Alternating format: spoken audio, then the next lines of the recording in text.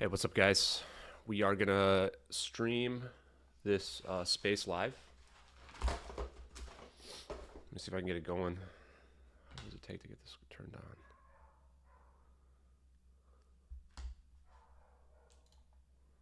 How do I turn this on? How come I can't join this? There it is. Well, let me join. There we go.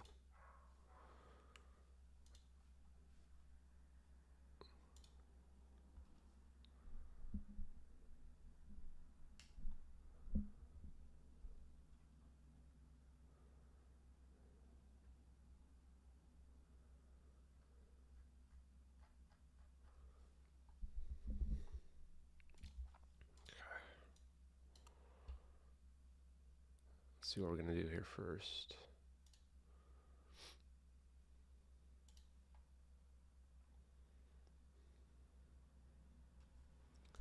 Hey, what's up, everybody? Hey, X, can you hear me?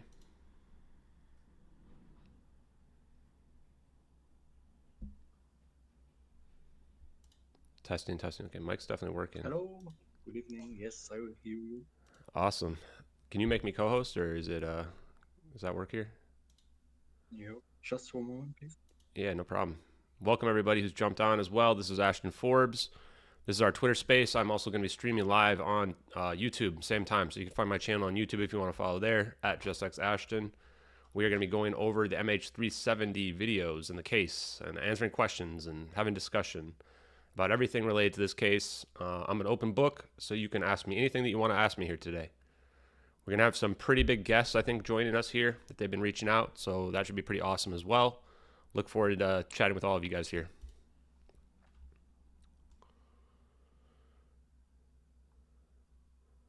Hang tight for just a couple minutes while we get this thing set up and ready to go.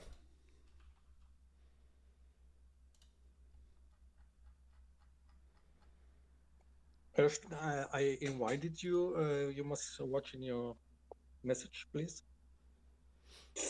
Oh, I may have to switch over to my phone to do this. Hold on. Right.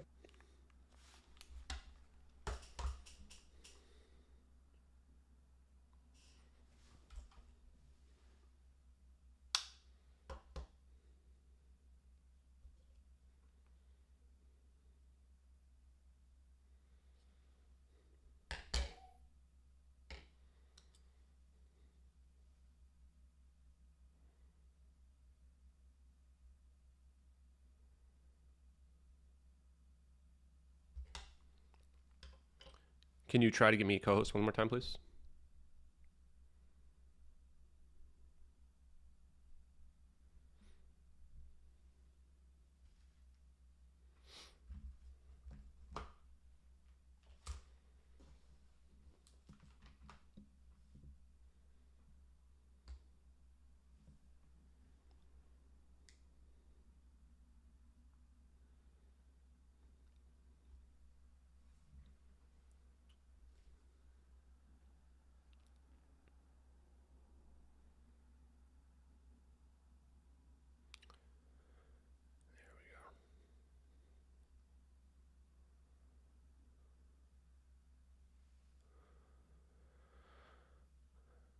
Okay, now I'm co-host. We're gonna try this out. Trying to stream this the right way. We'll see if it works. If not, then I apologize for the people watching on Twitter or on YouTube. I mean, so you can hear me, okay, everybody on there? Okay, now I'm co-host. We're gonna try this out. Started here in just a minute. Trying to stream this the right way. We'll see if it works. If not, then I apologize for the people watching on Twitter or on YouTube. I mean, so you can hear me, okay, everybody on there? We're gonna be getting started here in just a minute.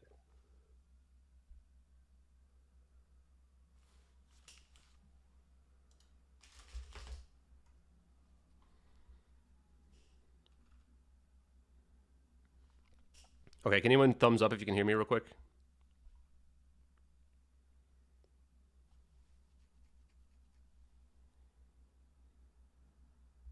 X or anyone else, can you guys hear me? Okay, sweet. You guys can hear me. Okay, I'm gonna have to try to do this a little bit differently just to make it work while I'm streaming. So Once again, welcome here to the chat, or welcome to the space. Thanks, X, for having me on here. I also want to go ahead and thank all of the people that have been supporting the case recently, especially Kim.com, who just joined. Thank you very much, Kim.com. X Alert, if we can give Kim.com co-host just in case anything goes wrong, I'd appreciate it. Awesome. So if you are watching on my YouTube, I'm going to be sharing videos as well that you can follow along with.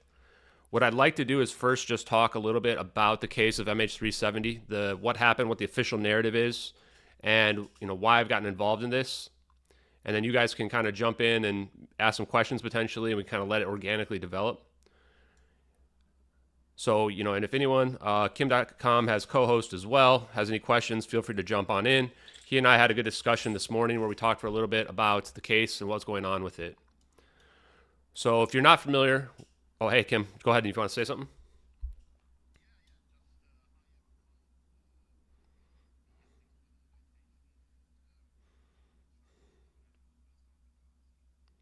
Okay, awesome. Appreciate that, man.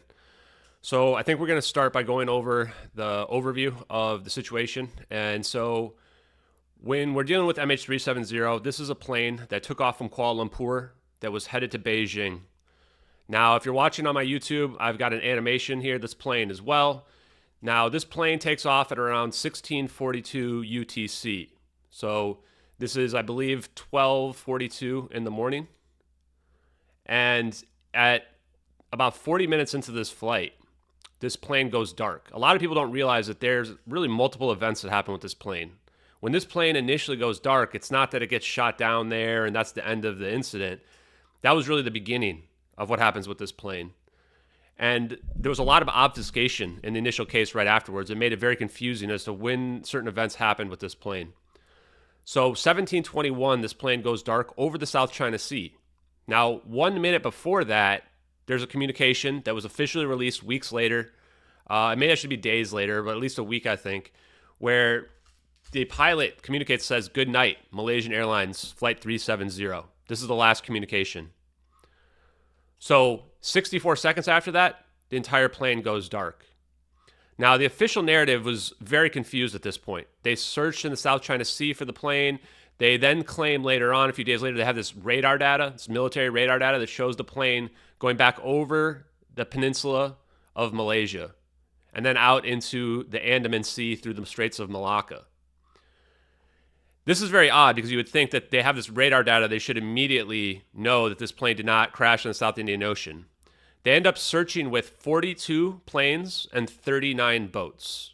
So this is important because if there's a crash or a debris field, we have plenty of boats and planes that would be able to see it. Interestingly enough, and I'm going to kind of group together the various evidence here at this point in this flight path. While this plane's over the South China Sea at 1721 UTC, there's a witness. His name's Mike McKay. And he's sitting on an oil rig 300 miles away on an elevated oil rig, just far enough away where he can see this plane very low on the horizon because it's at cruising altitude, probably 35,000 feet or above. And he sees the plane on fire. His sighting gets misreported as claiming that he sees the plane crash. But in reality, he doesn't see the plane crash. He just assumed the plane must have crashed because he sees it so low on the horizon where it looks like it's just above the water. He may even been able to see the reflection from the water itself of the plane, allowing him to see a little bit further. But his sighting only lasts about 10 seconds, where he sees this plane on fire, then it's not on fire anymore. This is going to be indicative of the scenario that we're going to be putting forth today of a lithium-ion battery fire. 221 kilograms of lithium-ion batteries that were in the cargo of this plane. So this plane, what does it do next? According to the military radar, it turns around and it goes directly to Penang Langkawi International Airport. Now, if you Google wired MH370, the first hit you get is an article about a potential electrical fire that would corroborate the emergency scenario that we see here. Now, it doesn't talk about lithium-ion batteries because at this point, we didn't know if lithium-ion batteries would have been the cause. So in this situation here, there's a bunch of other witnesses. They're on this coast in the South China Sea, right along the coast in these little towns, 9 of them.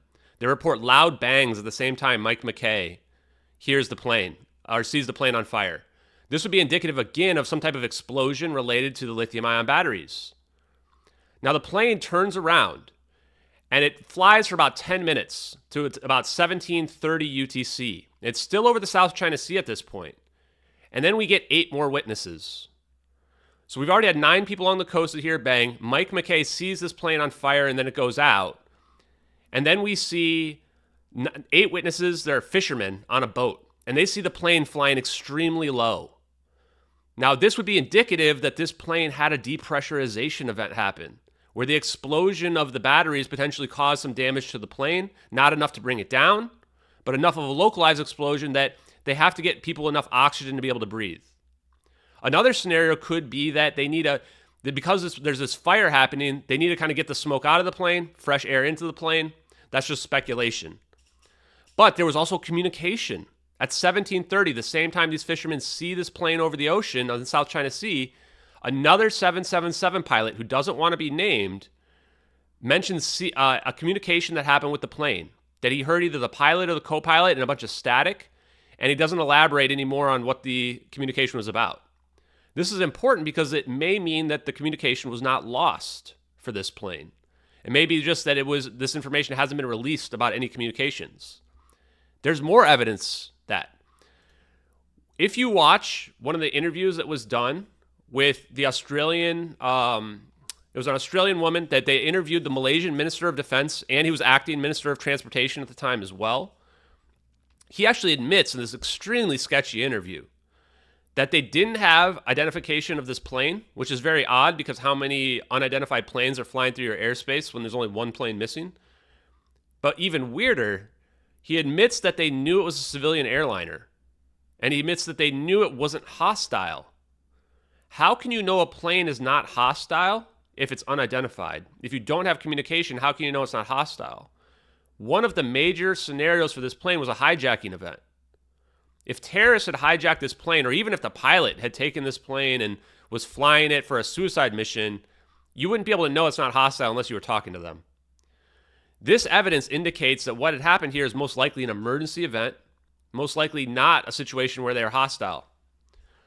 And again, the plane is going to Penang Langkawi International Airport, which the Wired article says that's the correct location to go in a fire emergency event. It's got a very long runway where you could land this plane.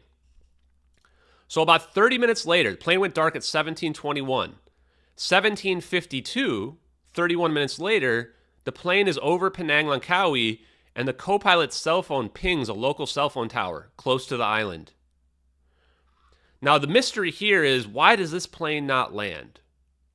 We know it doesn't land because we have radar data that shows it going out into the Malacca Straits, into the Andaman Sea. The question here is, did it not land because the landing gear was damaged? If it was, the next thing you're supposed to do is you're supposed to land on your belly. You're supposed to just take the chance, land on your belly. Now, I would argue if there's a bunch of fuel in your plane, you don't want to do that. It's going to end up very badly if you try to land on your belly with the fuel, most likely going to explode. You could argue that they might have wanted to dump the fuel first. Ultimately, this is going to be the pilot's decision in terms of what they should do. The next thing you should do if you can't dump the fuel, if you can't land on your belly, is you're supposed to try to land in the ocean.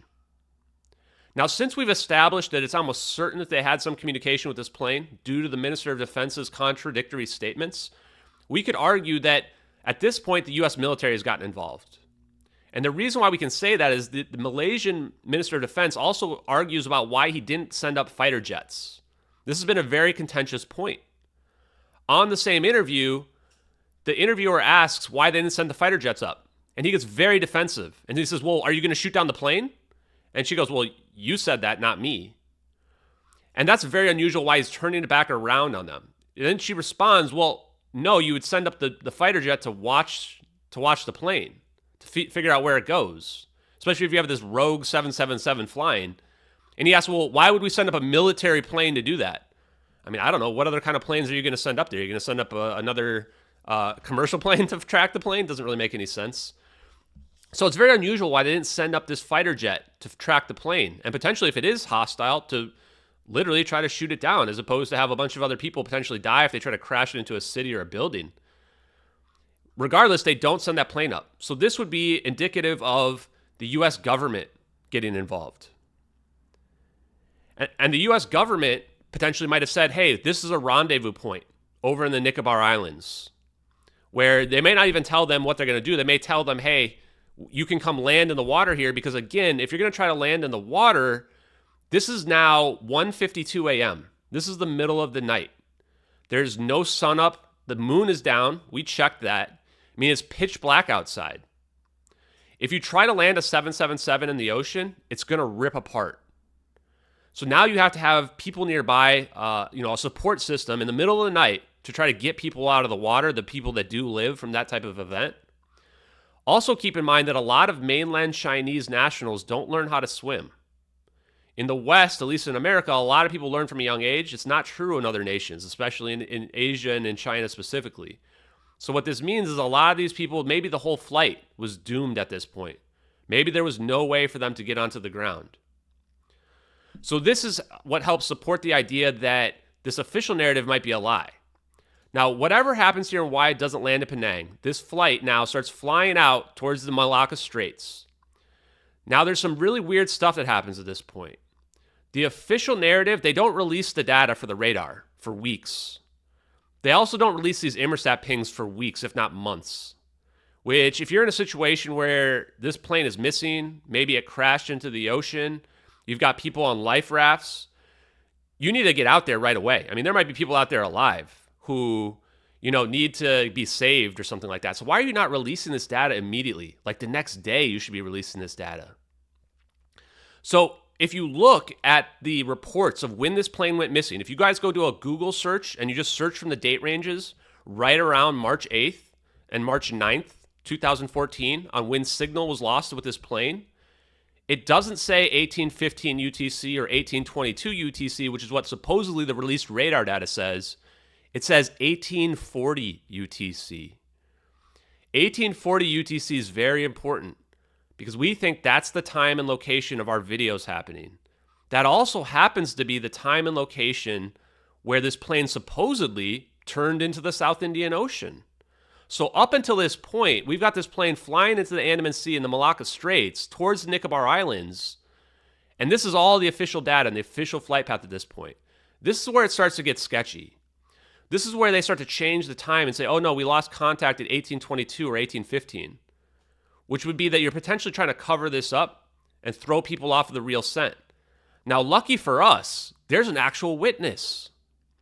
So when we were investigating, we were looking for satellites that might be able to take this video, and we come across USA 229. And initially, I was trusting all the data. I thought this might have been gone to the South Indian Ocean. So we find this satellite pair, two satellites right next to each other. We say, oh, we're looking at two videos in our original video here. It must be that this is the satellite. It has the right payload. But it's in the wrong location at the wrong time. In the South Indian Ocean, it's there at like 1815 UTC. And we're sitting here wondering, how could the plane get there? Did it just fly over Indonesia? Doesn't make any sense. And then we realize that no, the real location of our coordinates in our satellite video is the Nicobar Islands. It's the exact location where this plane supposedly turned into the South Indian Ocean. And if you follow the satellite as it gets up there, and for the people on my YouTube watching, I'm pulling up the Passover detail right now, you can see that at almost exactly 1839 or 1840 UTC, these two satellites are looking right down at our coordinates in the Nicobar Islands, right where this plane supposedly turned into the South Indian Ocean. So please jump in.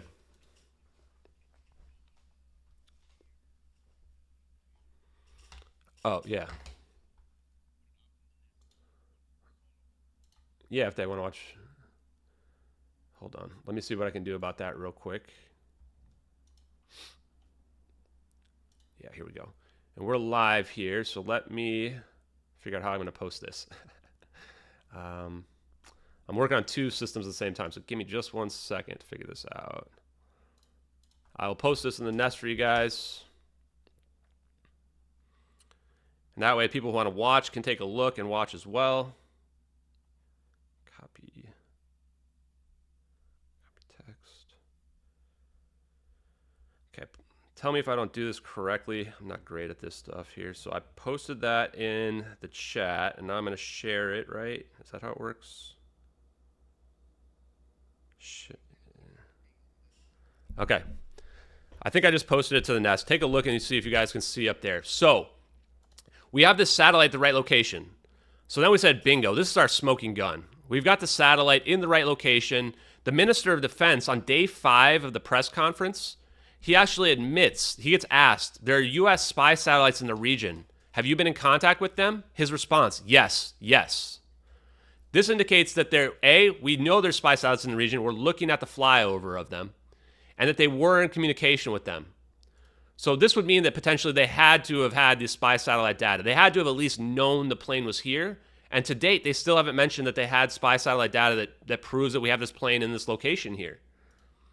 So now going back to the flight path, I start looking around and thinking, okay, I'm going to start digging for more data. The first thing I find is there's a witness, Catherine T. She's actually in the exact location, in the Nicobar Islands, at the exact time. Everybody agrees she's there. She's going on a boat with her husband and a crew member going from India to Phuket. So let me switch back over to my flight path here. And we can see this boat, if you're watching the flight path in the YouTube video, you can see this boat sitting here. Now, Catherine T sees this plane for about 5 to 10 minutes. She sees a glowing orange plane with no navigation lights on it. The no navigation lights would be consistent with the fact that this plane didn't have any power. The glowing orange factor would mean that this plane is fighting a fire, where the halon gas has created a chemical reaction that's releasing bromine gas. If you guys look up this bromine gas, you will find out that it's a very orange kind of glow to it. And her actual picture, she did a recreation on her old blogs that we found. It looks almost identical, if not identical, to a halogen lamp. Bromine is one of the 3 halogens. So this is where it took us a little while to realize, why is this plane glowing orange? When we realized, oh, this is actually consistent with a fire. In fact, a B777 fire suppression device washes up in the Maldives like 2 weeks later, March 25th, about thereabouts. And it's a very, very unique looking device. It's a circle with some tubes coming out of it. And it's exactly consistent with the B777. It even has a visible serial number on it. The Maldives is intentionally excluded from the search.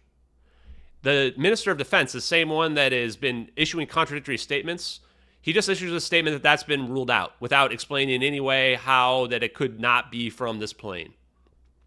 So Kate T here on the boat, I asked her, I did a personal interview with her over the phone, and she was not very familiar with the case at all. Like, she had just been cursory kind of, listening to the stuff that I had told her and sent her. I asked her, what time do you remember that your sighting was? She tells me 1840 UTC. And then she tells me that she felt pressured to change her time by the experts because they were trying to get it to fit within their narratives. So she sees this plane flying very low. She says she saw 2 other planes that had lights on them, that did have navigation lights, that might be the AWACS that the French dad talks about in the Netflix documentary. In the Netflix documentary, he's told, and I believe this comes from Florence Tchengi, that the Americans know exactly what happened, and they had 2 AWACS in the area. These AWACS potentially are signals intelligence planes that are tracking this plane, that are communicating with our drone that we see in our video, and the satellite that we see as well. In fact, it may be collecting information using the SBIRS system to create a 3D battlefield map in order for tracking. The purpose of SBIRS is actually to track missiles, boats, planes, intelligence, and battlefield awareness. So she sees this plane flying low, and it's actually descending. She sees it with dark smoke coming out of the back of the plane as well. The way she describes it seems like maybe the engines might have had problem. But really, this would be consistent with a lithium-ion battery fire, where there's this very dark smoke that comes from these lithium-ion batteries. So as she sees it descending. She sees it coming from the general same direction as the plane is agreed upon traveling, in the same location where everybody agrees the plane was. I can't understand how all these witnesses have been discredited. We again have Mike McKay, who's out on that oil rig, sees it happen. We have 9 witnesses along the coast, hear the loud bangs, consistent with a minor explosion. We have 8 witnesses who are in a fishing boat that see the plane flying low 10 minutes later, consistent with the pilot trying to give them oxygen. We have the flight path that's going to the nearest airport where you would try to land in an emergency scenario. Everybody's corroborating the same thing. And then we have KT who sees the plane probably just minutes within the time of our videos happening. She sees the plane circle around her boat. Now, the thing about this is her boat starts drifting because she's watching this plane, and she doesn't know what she's even looking at initially until she can make out the plane. I ask her, I show her the picture of the thermal, and I say, is this picture of this thermal consistent with the plane that you saw? And she says, well, it's not green. And I laughed because I realized that she hadn't been watching the videos, hadn't been following at all with the case, right? Which to me, it gave more credibility to her. She didn't know that what I was showing was a thermal overlay. She says, well, it was orange. And then I say, okay, well, don't worry about that. What about the shape? Oh, the shape is the same, she says. So to me, I find her sighting very credible. And now the issue with which direction it went around her boat, it did a counterclockwise direction on her boat. It was recreated by some experts that looked at the automatic GPS signals. And the thing about it going behind the boat is that this boat was drifting. So we don't know exactly where the plane was when her sighting happens as it's turning around her boat, but we do know it's the same direction, counterclockwise movement. Now, the part that people have the biggest issue with is that she says, and she even says this in her original blogs, that she went inside the boat at this point and comes back out. And she says to me that she went to go put the kettle on, which apparently is a very British thing that people do. Now, it's the middle of the night. She had been fighting with her husband. This is what she told me as well, consistent with her old blog posts, and that she was in a bad mood around it. So she watches this plane for a little bit. She goes put the kettle on. She comes back out. The plane is gone. She presumes, based on what the experts had told her, that this plane must have flown into the South Indian Ocean. She told me that she also sees a glowing orange halo out there, but no plane anymore. So it's possible, at least from my understanding, that what had happened here is that she just missed the events of the videos by probably just a minute or two.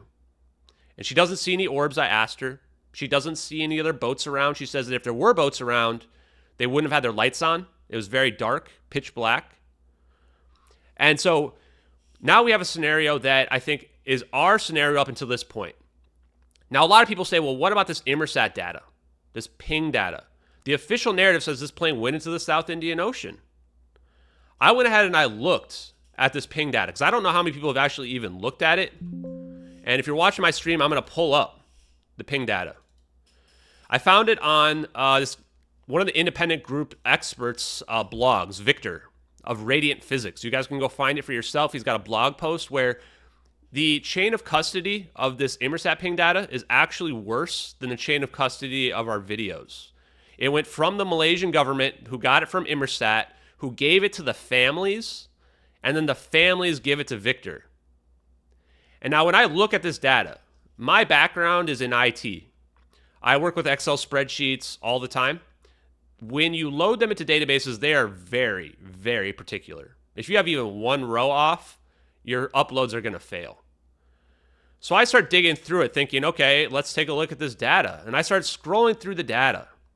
And there's hundreds of rows of data. Every minute where they send back a signal, there's perfect data going across every row and every column in here. You scroll down from when the flight takes off, there's no issues until you get to 1839 UTC. At 1839 UTC, the channel changes. One of the columns just has zeros going all the way down. Another column just is blank for dozens of rows. It just keeps going at 1839 UTC. And then after 1839 UTC, the next ping after 1840 is 1941, an hour later. There's only 2 rows of data for 1941. The next ping, 2041, 2 rows of data again. 2141, 2 rows of data again. 2241, 2 rows of data again. And there's a clear pattern in it. The channel just goes 10-4, 10-4, 10-4, 10-4. I look at this data and I wonder, how could I have hundreds of rows of data up until 1840 UTC? And then from 1941 to 2313, there's 10 total rows of data for 5 hours.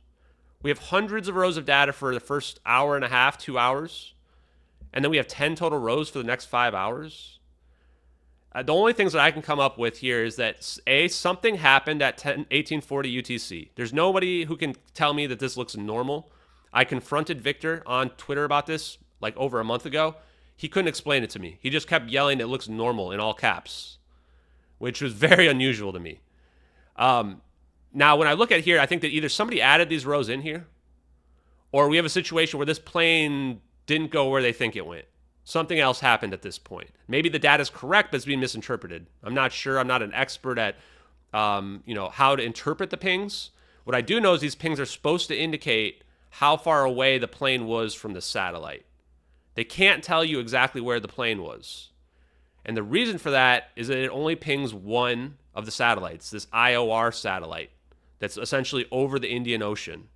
It should have been pinging the POR satellite, which is over by Japan. For some reason, mysteriously, it's not. Because if we had two pings, we'd be able to know exactly where this plane was. This is why we have an arc. And this is why they search along the arcs. Because we don't know necessarily if it went north or south, but we're pretty confident it didn't go north. Because if it went north, it's going to go through a bunch of radars. It actually should have gone, if it went south, it also should have gone through a bunch of radars, but it didn't. Or at least it wasn't seen by them. So something anomalous seems to happen at 1839. I might be the first person to have reported on this.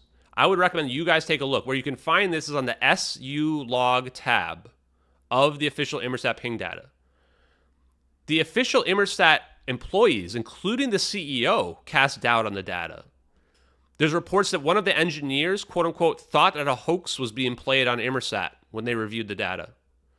The CEO, when they released the data weeks later, if not months later, said that the data is good as long as it hasn't been spoofed. Why are these people issuing statements against their own data if they believe in it? Nobody has corroborated the Inmarsat ping data. So the problem here is we don't have any radar data after technically 1822 UTC. We're fairly confident the plane gets to 1840 UTC in the Nicobar Islands at our videos, but it's not going down. It's not going to the place, it's not going south. Now, what they say is now that this has been 2 hours. The plane, they say, runs out of fuel down into the South Indian Ocean. The problem with this is 6 more hours of flying. So now you've had to incapacitate everybody. There's no indication of pilot suicide anywhere on this route. If you look at the Germanwings incident, which happened in 2015, where the pilot crashed the plane into the mountains, that happened 10 minutes after the pilot locks out the co-pilot. If you look at UA-93, where the brave passengers were able to break into the cockpit and stop the terrorists from doing whatever they were going to do with that plane, that happened almost instantly too. They crashed the plane right away. As far as I know, there's no incidents where a suicidal pilot has ever gone flying on an 8-hour joyride. There was nothing wrong with the pilot. Everybody supports him. They put out a bunch of disinformation, kind of claim he was like having problems or his wife didn't support him. No, they all supported him. All his coworkers supported him. The officials even all supported him. There's nobody who hasn't supported this guy. He had 18,000 flight hours. He was a trainer. All the people that he trained loved him as well. He had a simulator. He loved flying. This simulator route, they try to match the route MH370 to Jeddah, which is in the Middle East. And they try to claim, well, since Kuala Lumpur goes up to the northwest up there, that's similar to this route where the plane goes through the Malacca Straits. The problem is he was actually scheduled to fly MH370 on February 4th.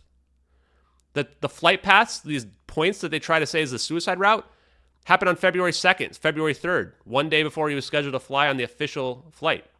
They basically just manipulate a fake story based on him actually just practicing a route that he was going to go on.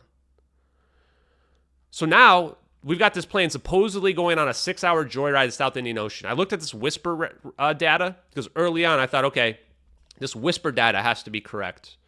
And this whisper data tries to use the pings and like the capabilities of a 777 to use these radio signals that are old and dated from 2014 that supposedly come from a lot of places around the world to try to pick up where exactly this plane flies to. Now, the problem with this is that this is essentially like trying to track somebody who's wearing a white shirt where everybody's wearing white shirts. It's kind of like reading the tea leaves. So as long as you have like accurate data and you know what you're following, it works. But this whisper data never made sense to me even early on, and I was always skeptical of it because it claims that this plane hugs the coast of Indonesia, which is not how you avoid radar. And then it gets down towards the south side of Indonesia, and they claim it makes this cutback.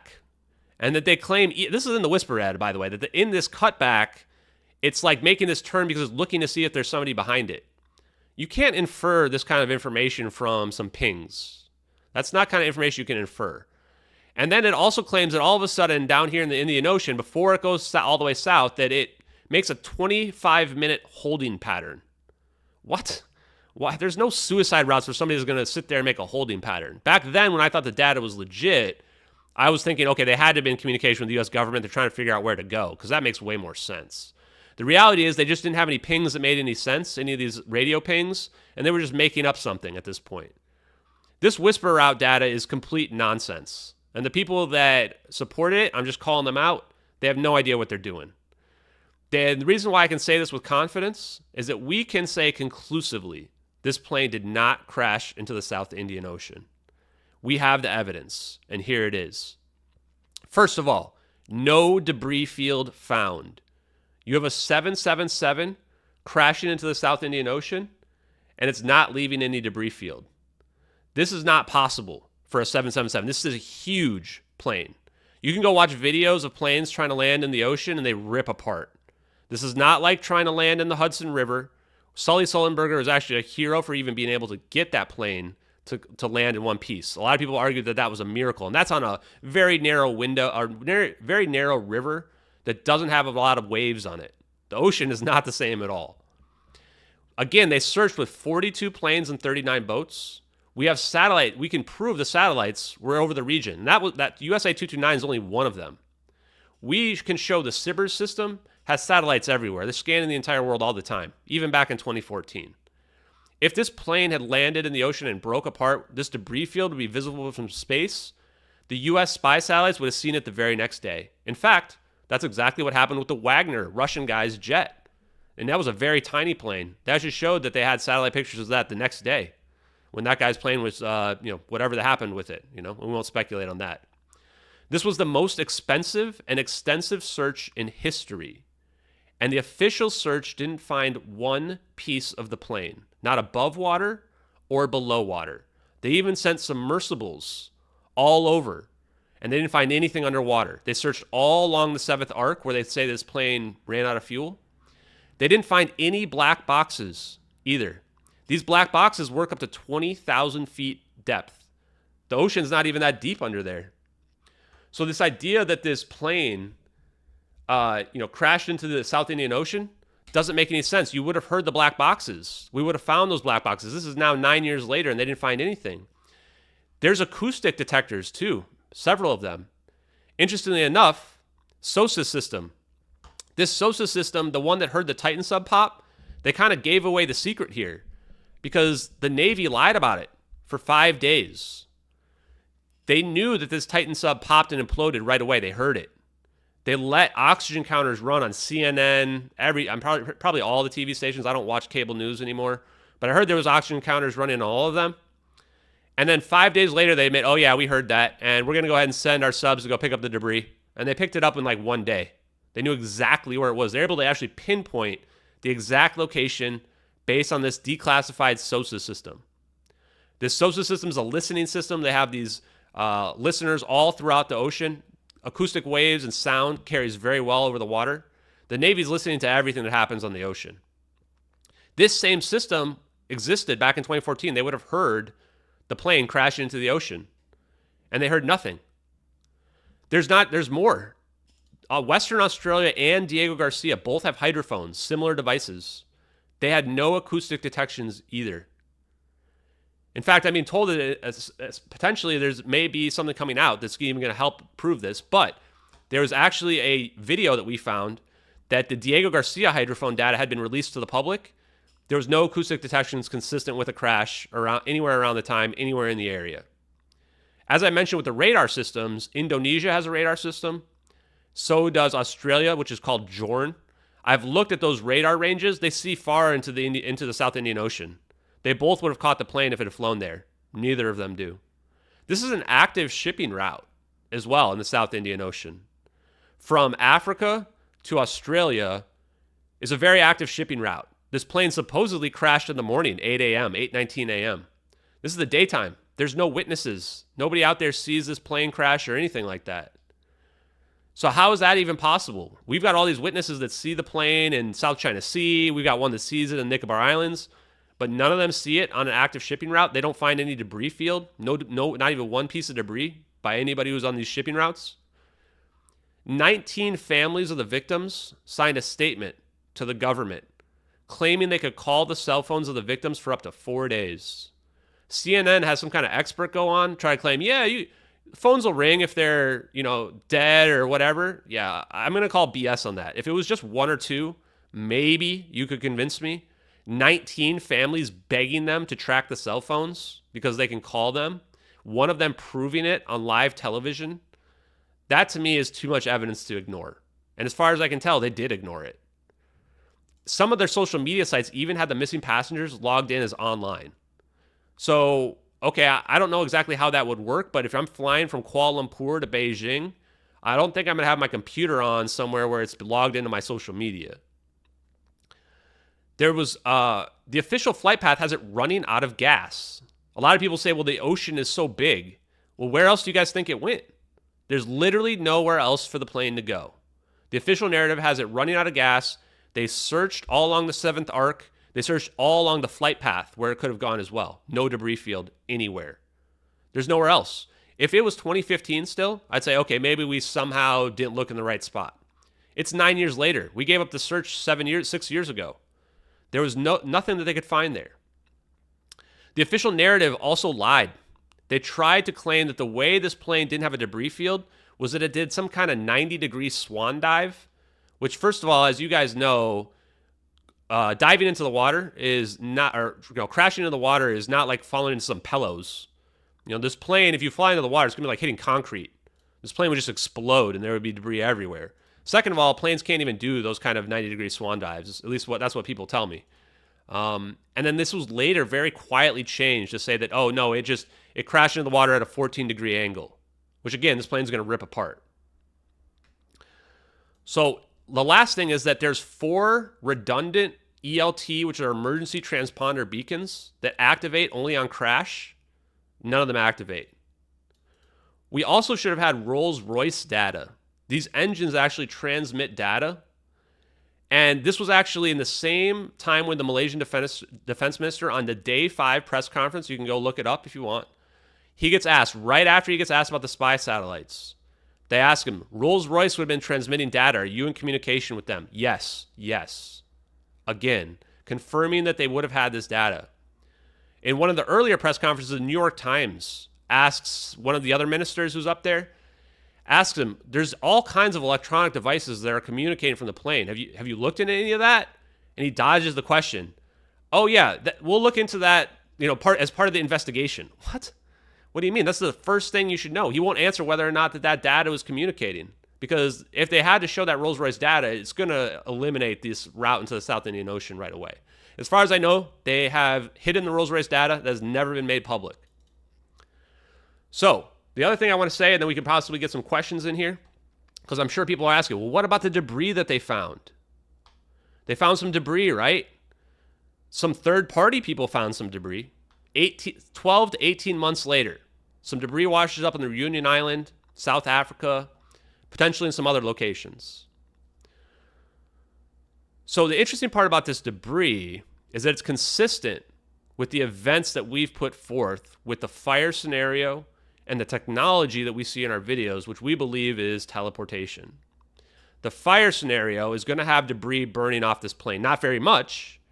If you look at the CNN article that actually goes into the debris, and I'll pull it up on my stream here, it's about 1%, if that, I would argue, of the plane. It's essentially nothing. So I'm pulling this up real quick. I'm not a big fan of CNN, but you can see in this picture here that the 3 pieces of confirmed debris are doing a lot of, or the non-confirmed debris is doing a lot of heavy lifting in this picture. Very, very tiny pieces of the debris have been found. Not nearly enough to say that we found a plane. And this is how the disinformation works, is they find a couple pieces of debris and go, okay, Now we can say that it crashed, but no, not really. This is actually more consistent with a fire where a couple pieces fall off. In fact, some of the debris that was found actually had burn marks on it. The pieces that had burn marks on it have a honeycomb pattern that's consistent with only Boeing airplanes. So I'm not going to cast doubt on this guy, Blaine Gibson, who found this. I think a lot of people want to try to discredit this guy. I actually think he's just a normal guy that just happened to find some debris. It is a little unusual that he found over 10 pieces, but I don't think he's the kind of guy who should be vilified. And the impression I got from him from the Netflix documentary is not one of ill intent. But that's just my opinion. The flaperon. Everyone says, well, what about the flaperon? The flaperon matched with the unique was not matched with the unique serial number. They don't tell you that in the media. If you actually go Google the flaperon serial plate, you'll find out that it actually delayed identification because the unique serial plate that's bolted onto the flaperon is magically missing. What a coincidence. They used a non-unique serial number to match this flaperon. Which normally I'd say, okay, well, why does that matter? Well, it matters because GA Telesis purchased an exact copy of MH370 in October of 2013 that was scrapped decades too soon. GA Telesis was started by a guy who was 34 years old, ex-military, potentially has connections to intelligence and the military. So you could also argue that it's a different piece of a different plane that somehow got into the water, especially because the official search didn't find anything. Jeff Wise actually has 2 blog posts where he argues that the debris found years later is not consistent with the barnacle growth that it should have had. And that barnacles only grow at low or either near the surface of the ocean or at low, low depths or shallow depths. I can't speak too much of that, but what I can say is if what we're seeing is teleportation, there's nothing wrong with the debris whatsoever. You could even argue this plane shows up somewhere else. They disassemble the plane, throw pieces of the plane in the ocean. But most importantly, we didn't find nearly enough of the plane. So once again, I want to say that claiming the ocean is really big doesn't make any sense. The official narrative has it running out of fuel. There's nowhere else for it to go. It didn't go off to the Atlantic Ocean. There was nowhere else. So, one more thing I want to say is, how do we know this is MH370? Guys and ladies. This is the only missing 777 still to date. The thermal exactly matches, the silhouette exactly matches MH370, 777-200ER. The color tone in the satellite picture matches Malaysian Airlines. It's white on the top, gray on the bottom. The satellite coordinates put it on the agreed upon flight path of MH370 at 1840 UTC in the Nicobar Islands at the same exact location where this plane supposedly turned into the South Indian Ocean. The purpose of signals intelligence, SIGINT, is a network of information and devices. If you Google SIGINT payload, go ahead and Google it right now. I will do it while I'm doing this at the same time. You will find that the very top hit on the SIGINT payload is the MQ-1C Gray Eagle. So this is supportive of the evidence that would claim that what we're seeing in the drone is the signals intelligence that's communicating here with our AWAC and communicating with our satellite data that's building a 3D battlefield space that can be monitored and used to track planes. This is, again, the purpose of the SBIR system, as I mentioned. There's no way that the U.S. government is not tracking a rogue 777 in a post-9/11 world. Even before I saw these videos, I knew that the U.S. government had to know more than what they're talking about. This is before I even knew how many satellites were in the area, which is a ton. So, and again, the U.S. military, and the last piece is that we actually found a quote from an article that's out there that says that the U.S. military confirmed SBIRs provided data to the intelligence community to help solve the mystery of MH370. That's very weird because we didn't solve anything. So how could we have claimed to have solved the mystery when we never solved anything at all? And if SBIRs was used, that pretty much proves that our videos are real. And again, with the corroboration from the Malaysian Minister of Defense, that they had communication with the U.S. spy satellites to prove that information was that was accurate, and that's what happened. I'm going to go ahead and just pull this up real quick on my YouTube so people can see that this is real. Here's the actual quote here directly from them. "This is the art of what we do," says Colonel Mike Jackson, 460th Operations Group Commander at Buckley. Officials at the 460th Space Wing also confirmed that Sybers provided technical data to the intelligence community to help solve the mystery of Malaysian Airlines Flight 370, MH370, which disappeared over the Indian Ocean in March 2014. To me, that's a little bit damning. I don't know about you guys. So I want to go ahead and open it up to some questions. First, I'd like to start, and I want to thank Kim.com. I want to thank Derek Bros as well. I apologize if I'm not pronouncing your name correctly. And all the people that have been spreading this information today, all the people that have been following the investigation. There's still a ton more evidence that I haven't reviewed yet, but I just wanted to give you guys a highlight to kick off this space right now. So thank you guys for listening to me. If either of you guys have comments, feel free to jump in.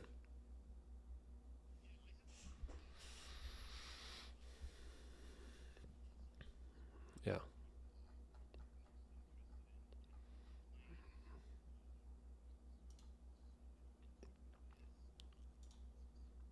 Absolutely, Kim. Thanks a lot. Let me go ahead and pull it up on my, if you want to watch the YouTube, you can see the videos. Otherwise, I will speak to what we're looking at here. So these videos reemerged on a subreddit called UFOs on August 7th or August 8th, depending on what time zone you are in. These videos had been reposted back in January of 2023. They've probably been reposted several times before that as well.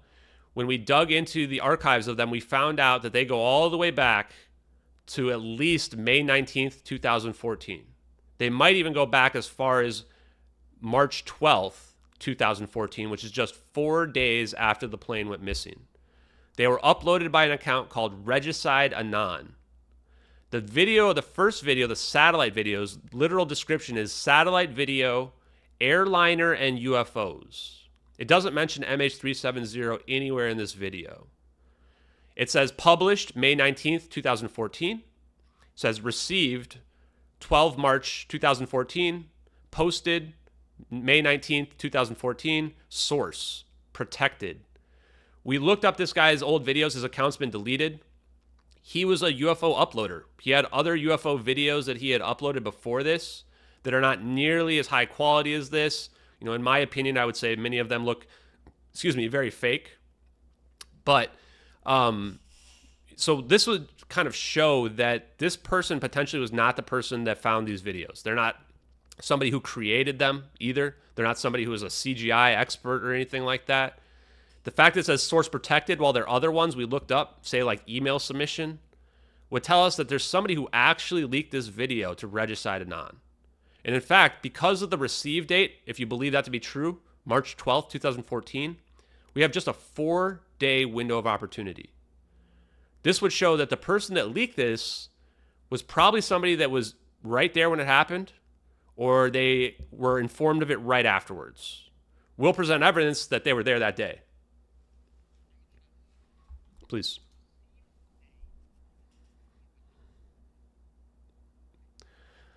That part, it's, to me, I'm not 100% sure one way or another. I'm leaving that as speculative for right now as opposed to being factual. But yes, we know that it's at least between March 12th and May 19th. I think you and I were talking about this earlier. It could be that they uploaded it, but they didn't publish it until later on. Mm-hmm.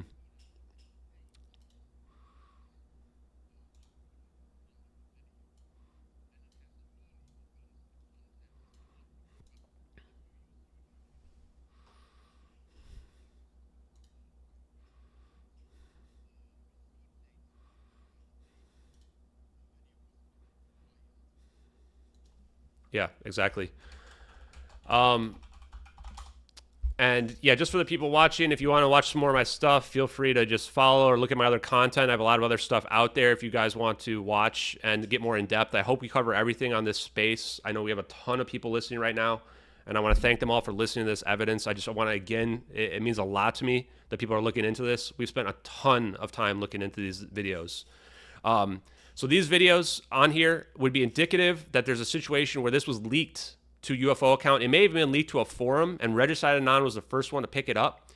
This delay between it getting published might also mean that they had to be convinced that the videos were real. The fact that it doesn't say MH370 to me says that the person that leaked this didn't give away all the information. They just said, hey, post this online. They wanted people to figure out the mystery. They wanted people to realize that we have enough evidence in this video that we can prove that this is MH370. They wanted to be a little bit coy about it.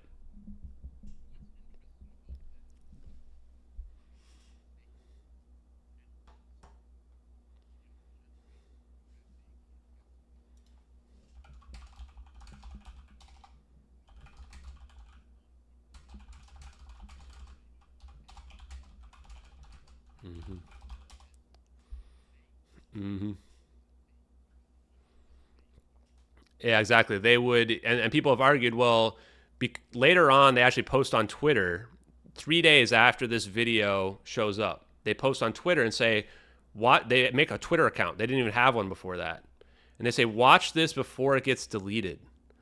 So that's interesting because then that's the first time they tag MH370 in it. So it's like they got told about it later on that, yes, this is that. But I would agree, it's very weird that you would leave that out. I mean, if I was making a fake, I'm certainly not going to leave out that it's not MH370, right? And one of the biggest clues, too, is that if this was faked, the whole hoax would fall apart the moment we find the plane. How do they know we're not going to find any plane 9 years later, right? Like the whole thing right away, the only way this starts to make sense is if these videos are just authentic. They were actually leaked by somebody. And I'm going to post a couple images in the YouTube as well, just so that you guys can see some of the corroborating data here, just to see that they posted other videos that were completely unrelated. And I'm trying to pull up the Twitter. I'll try to do it at the same time. Go ahead.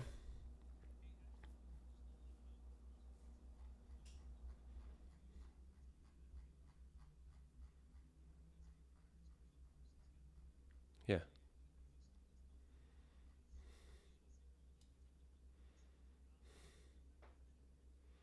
Yeah.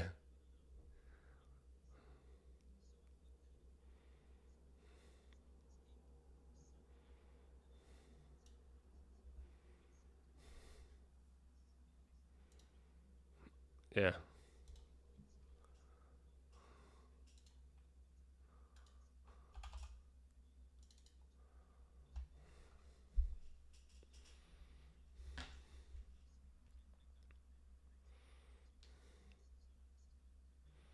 Yeah. Thanks, Derek.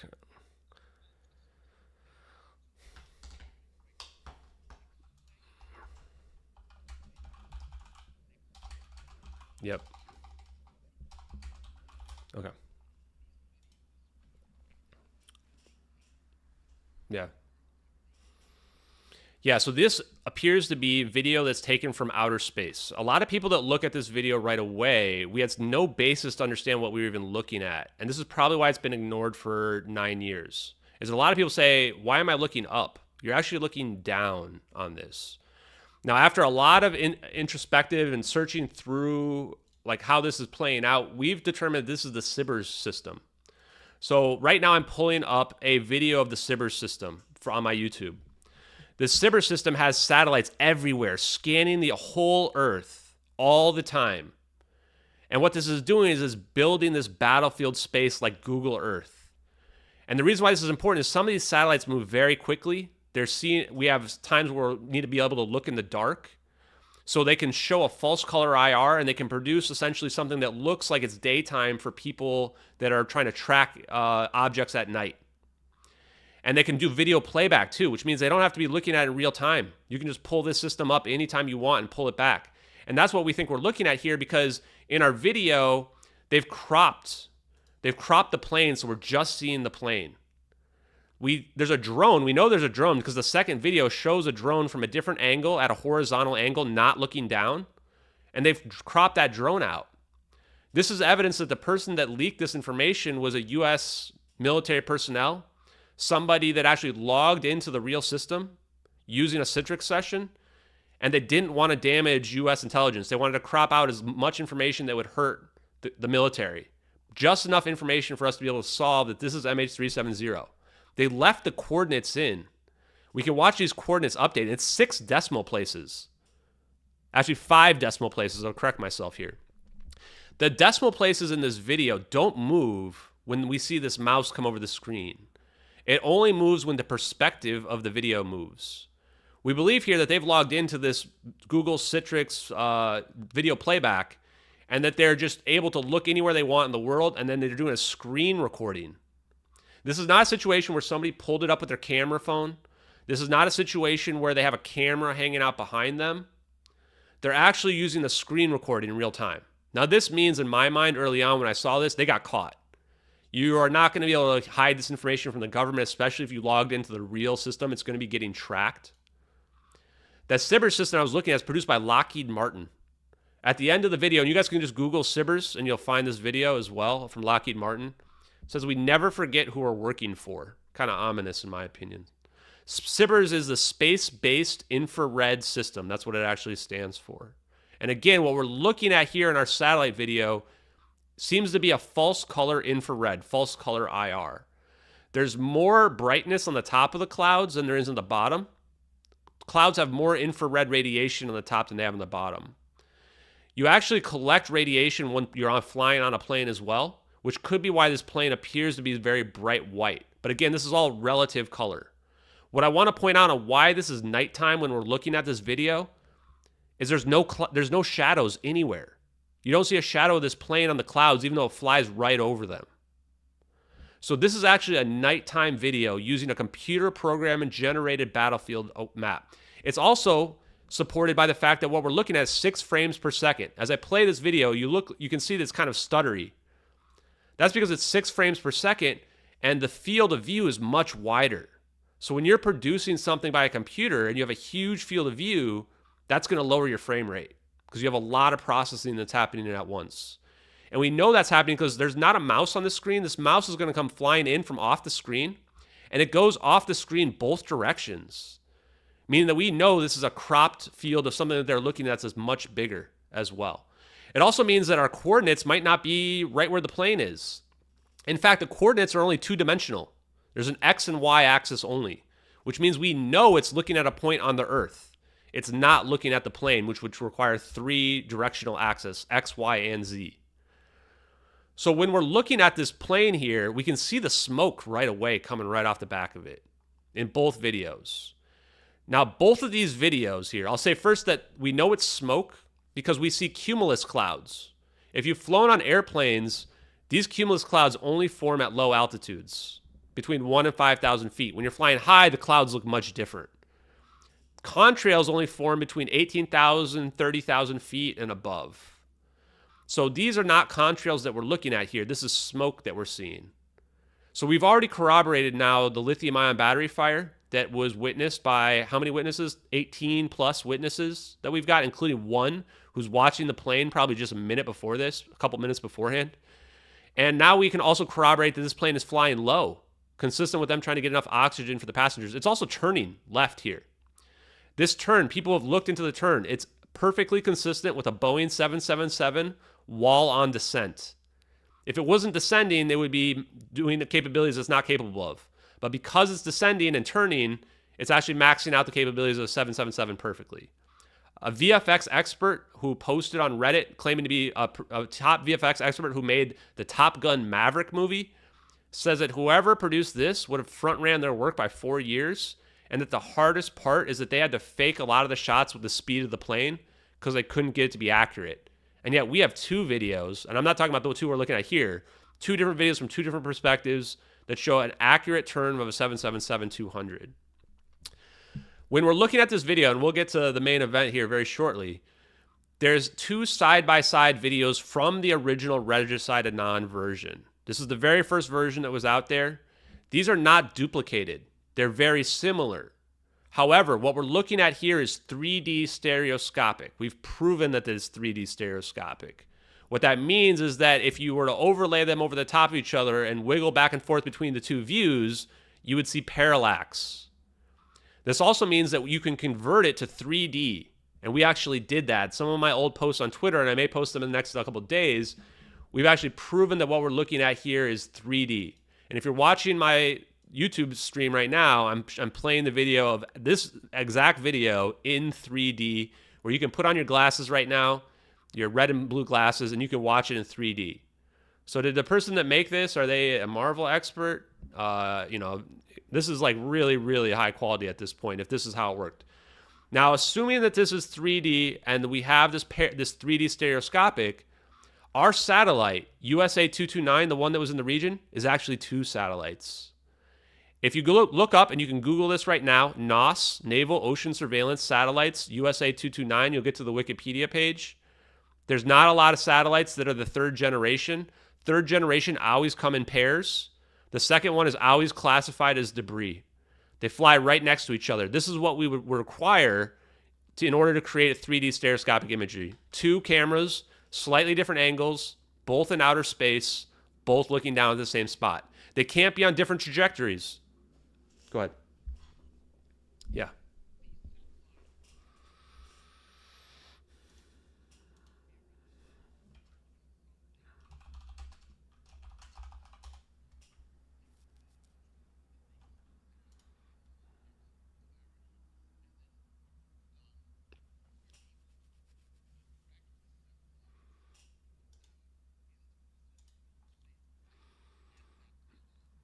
Yep. So we had satellite experts. They were actually looking. There's amateur trajectories that you can look up. They're kind of hard to find the website, but there's a website that tracks them. Amateurs tracked all satellites. They're very accurate. You can't move satellites around. So we actually looked the 2 weeks ahead and 2 weeks before to make sure that it somehow didn't move, and it didn't. And we were able to use that to recreate the real positions of the satellites back then within probably a margin of error of less than a minute. And then from there, when we realized that we had this payload, go ahead.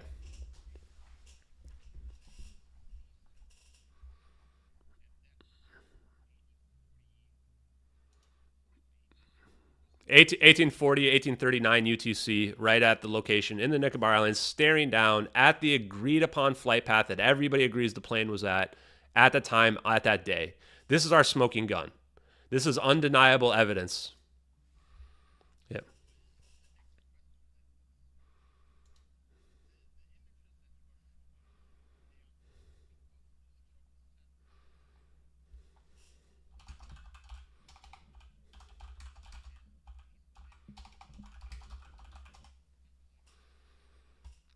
Yep. And right now I'm pulling up the Wikipedia page from Naval Ocean Surveillance Satellite Systems.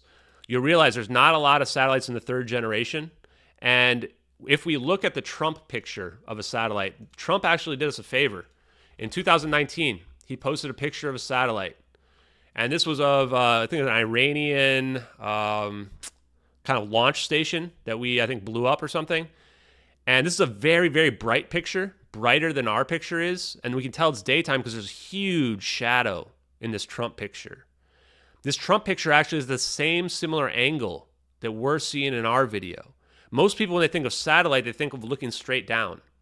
Those are geostationary satellites. Someone reverse engineered the Trump satellite to figure out that it's USA 224 that was able to take this shot or send the data for this Trump picture. That satellite was set up in 2011. When people looked at this Trump picture, they didn't think it could be real.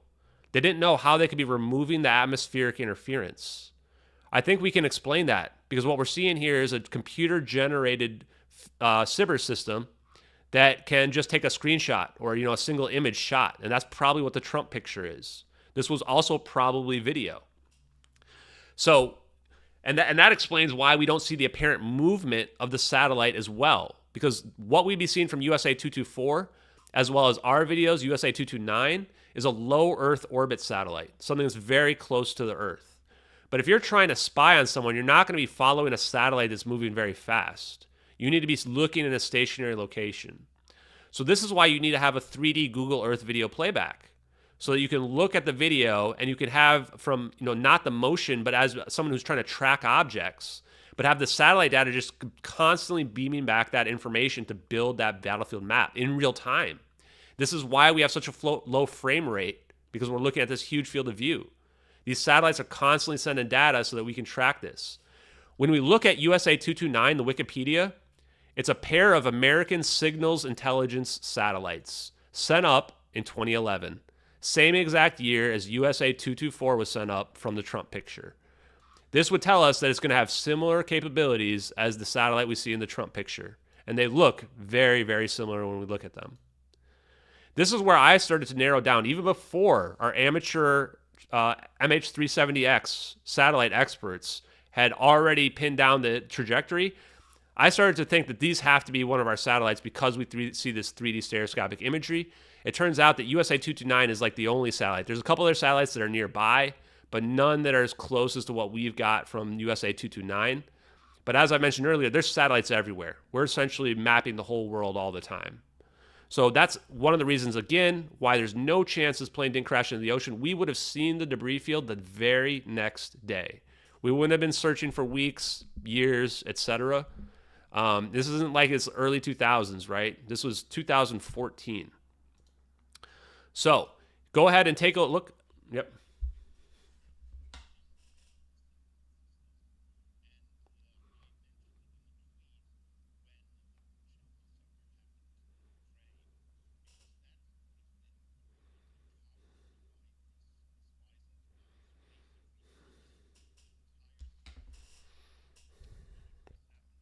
Yeah.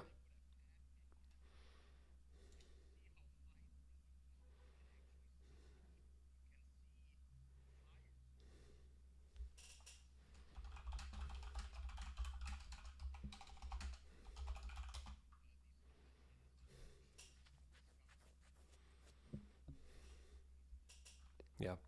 Yeah, I think the big thing is that this means the U.S. government's watching the whole world all the time. So anytime they come out and say they didn't see something, there's basically no chance that can be true. And I think if you look at these satellites, I never thought I would learn this much about satellites ever. You know, I can't believe that we've just got, I mean, I can believe it. We've got full coverage everywhere. But even now, you can see there's even more of these satellites that have gone up in more recent years. So just imagine if that's what they had in 2014. Like now, when I go walk my dog, I wave up to the satellites because they don't need to be tracking me. They don't need to have people in cars. They just literally can pull up video playback anytime they want.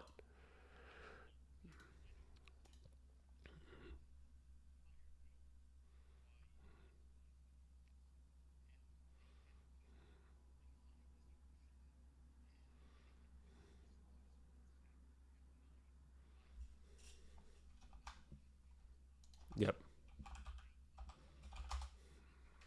Yep.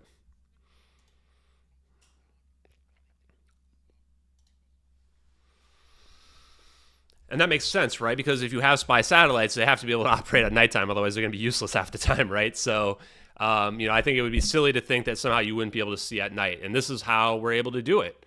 So when we're looking at these smoke trails here, these are not coming from the engines. You can actually tell that they kind of spread out a little bit as the plane starts to move. There are two exhaust ports that we found right next to where the landing gear is. And that's where we believe the smoke is billowing out of. It could also theoretically be coming out of some holes in the plane if this plane was depressurized. But this would make the most sense that it's coming out of these AC exhaust ports because these cargo bays are actually built to withstand fires. So the scenario of these lithium-ion battery fires is that they rage up, you can put them out, but they just come back up again. It's like the trick candles that you give people on their birthday where you blow it out and it comes back up again because they have a huge amount of energy built into them. Kim and I were looking at the pictures earlier today of when these batteries were put together. They were put together the same day, March 7th, 2014. They do not look safe the way they're put together. We were looking at the actual official ATSB report of them. They just stick these batteries together, they put them in some boxes, and they stack the boxes up in these cardboard boxes, and they just put them in there. 221 kilograms. For our Americans, that's almost 500 pounds. Go ahead. Yeah. Yeah, we were looking at pictures of it. The smoke just fills the room. So these things, the scenario here would be they're battling this fire for an hour, trying to keep it from disintegrating the plane and breaking out of the cargo bay, breaking containment. They're called runaway lithium-ion battery fires because once they stop, you cannot stop them. And you can see if you guys Google the FAA actually has these things, like we didn't even really know how dangerous they were. And this is probably why people didn't get onto this scenario of the lithium-ion battery fire. There were a few people that actually did argue for this, interestingly enough. Lithium-ion battery fire. And if you look at the incidents here, I'm going to pull this up on my Twitter or on my YouTube. Look at early on in 2014, they thought there were only 9 incidents. My guess is there's more than 9, and I'm guessing Malaysia Airlines is another one. The FAA is just the United States incidents. They banned lithium-ion batteries from being in the cargo bay of passenger planes in 2015, the year after Malaysian Airlines. Look how many incidents there were. 2022, 74 incidents. And now we're talking about ones that are in the passenger area because that's the only place you can have these lithium ion batteries.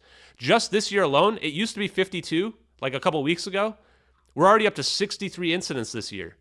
I saw some videos on Twitter the other day where it was another one where one of these was raging out of control in the passenger area and they're just pouring water on it in some guy's backpack.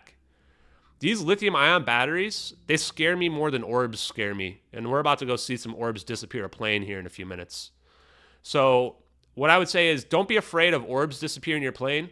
Be way more afraid of people putting lithium ion batteries in their cargo, of their the luggage that's going in the cargo bay. Because here's the situation. If this is raging in your cargo bay, you're not seeing it light up.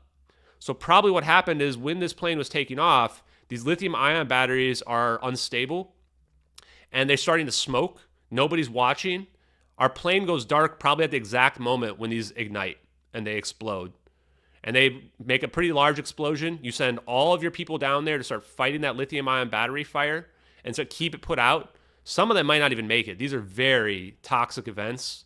If you Google the situations of lithium ion battery fires from 2010 to 2014, a bunch of planes burned up because of this, and a lot of people have died. So all this information corroborates this smoke that we see coming out of the back of the plane here. It's probably flowing through the air conditioning systems and then billowing out the back. Now let's watch our video again, or finish our video out here. So we see a mouse come on the side of the screen here, this black mouse. The coordinates move, but they only move when the field of view moves here. Building this coordinates into a fake video would require a separate software system that somebody would have to code to 5 decimal places. They would have to know where the plane was, and this is, again, just either days after or a few weeks after. And they have to know what the weather's like as well. And this is a situation where all the information was being obfuscated, where the official public didn't know very little at all. A lot of people still think that, oh, the South China Sea when the plane went dark is where everything goes down. They don't realize that there's this whole flight path and narrative that's been built. So for a hoaxer to figure this out, we've already eliminated like 99% of the population to be able to do this. So what we're going to watch here is an orb come flying in on the side of the screen. So this plane is turning. All of a sudden we see this orb come flying in. This orb is moving 10 to 13 times faster than the plane as measured by the pixels.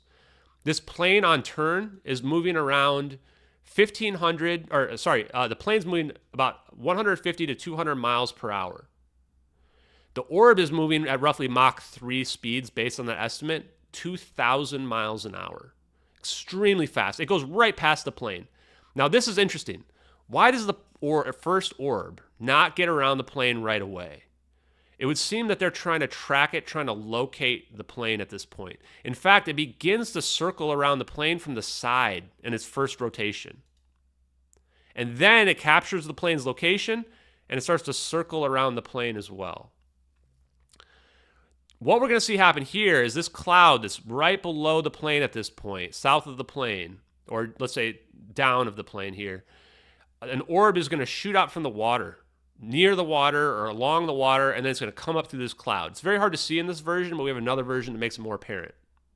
You can see the orb there. Now it shoots up, and now we have 2 orbs, and then very quickly a third orb comes in. These second and third orbs, they have no problem finding the plane. And now once they get into this locked formation that's a perfect equilateral triangle, we had a PhD reply the other day and say that this is consistent with a sinusoidal pattern that is 120 degrees of a 440 volt pattern.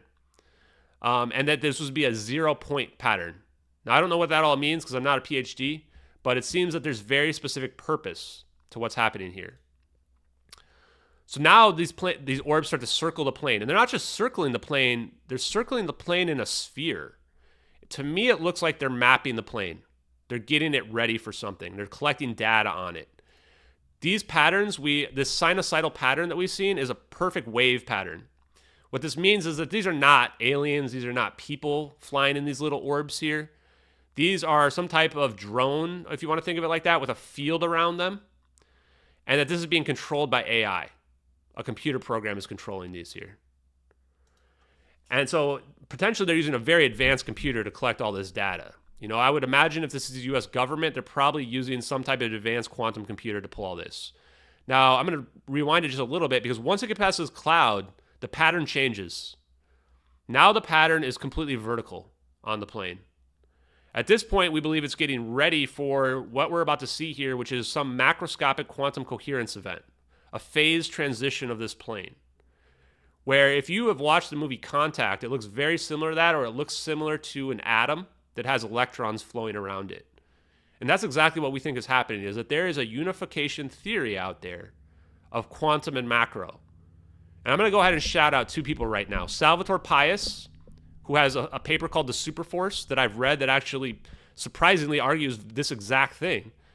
And another physicist named Roy D. Herbert, who has a theory called dilation theory. I think you guys should be following these people if you're listening along, because there's people out there that can explain the science of what we're watching and the science that potentially will change the world. So let's watch what happens here now. So these orbs are doing this pattern, and then all of a sudden, we're going to see a zap. We see this zap. I paused it perfectly right on the zap here. This zap here is not an explosive event. The clouds don't get blasted away. It's also not a black hole because the clouds and the whole Earth don't get sucked into it either. This zap accurately illuminates the clouds in the foreground, in the background, and it doesn't illuminate the cloud that's very far away. We believe that the electrons are being energized in the area around this zap, and that's the reason why we see this illumination. Accurately illuminating these very detailed cumulus clouds indicates that the whole thing is real. So this right here is very interesting that we see this, and then the plane is gone. The smoke trail just stops. So this then potentially is not cloaking. I thought, first of all, okay, maybe they got to be cloaking this plane. We argued, okay, what if they cloak every electromagnetic signature somehow that we can't understand? The smoke wouldn't stop. We just see the smoke continuing forward. To prove it, the leaker actually scrolls over to the right. They want to show us, yep, this is not a magic trick. They're not cloaking the plane. It's just literally gone.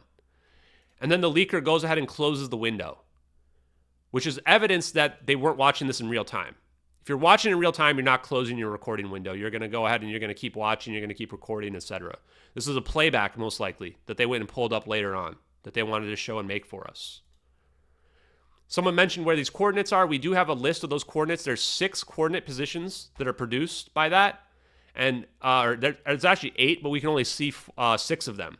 If you map out the coordinate positions, this is how we were able to prove, beyond a shadow of a doubt, that that's the Nicobar Islands.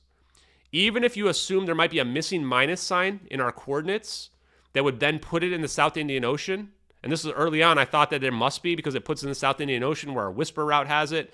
Silly me thinking that the official data might be accurate. The problem with that is that the direction of travel doesn't work. If there's a minus sign and you map it out, that means the plane would be going north and to the east. If you're flying north and to the east, you're turning right. If you're flying south into the east with no minus sign, you're turning left. In our videos there, we saw the plane turning left. This proves that our location is the Nicobar Islands at 1840 or right around 1840 UTC. Before I jump into the second video, Kim.com, you have any other thoughts or questions on that?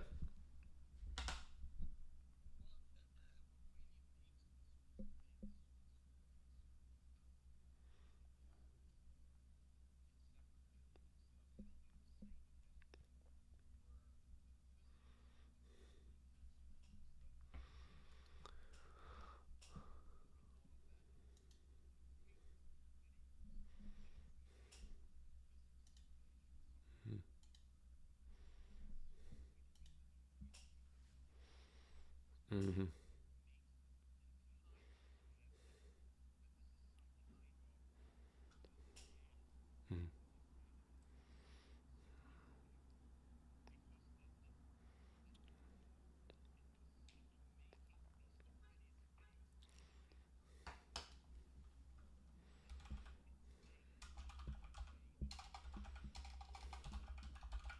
Yep. Yep.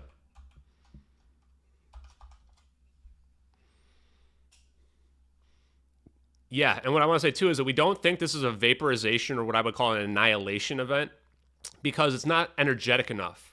Since E equals mc squared, that means energy equals mass times the speed of light squared. Speed of light's a very, very big number. So this is why we were able to split the atom and create nukes, is that we can make a bomb blow up a whole city. So if you have something the mass the size of a 777, which is huge, and you completely annihilate it, then without some type of exotic matter, the only thing that would be happening here is we would see an explosion big enough to potentially destroy part of the planet. As we saw from that, that was a very small zap. So we believe that science explains this as a transitional phase state change. You know, matter cannot be created or destroyed. It only changes form. So what we think happening here is what's really happening is what we would call teleportation, which is moving at the speed of light, or maybe even faster than the speed of light. The idea here being that the macroscopic plane is obtaining the properties of quantum. Quantum objects can do things like we see in the double slit experiment, where they can essentially undergo non-locality, quantum entanglement, quantum teleportation. This is the science of how we would explain it in a real world, as opposed to, you could theoretically call it a wormhole if you want, but I think the better explanation is macroscopic quantum coherence. And sorry, for the people on YouTube listening, you're not going to be able to hear the other people talking. Unfortunately, because I'm the co-host, this is the only way we can do it. So the second video here, right before I show all of this, I want to point out that the published information here says June 12th, 2014. While it's not visible, it says received June 5th, 1 week earlier. It says video shows airliner being followed by 3 unidentified spherical objects for a short time. The airliner and the orbs vanish. This appears to be an alt angle of the previously submitted satellite footage, with a link to that as well. So because we see this came out after the first video, and remember, this drone is cropped out of the first video, it's very possible the leaker thought that we had enough evidence to prove that it's real.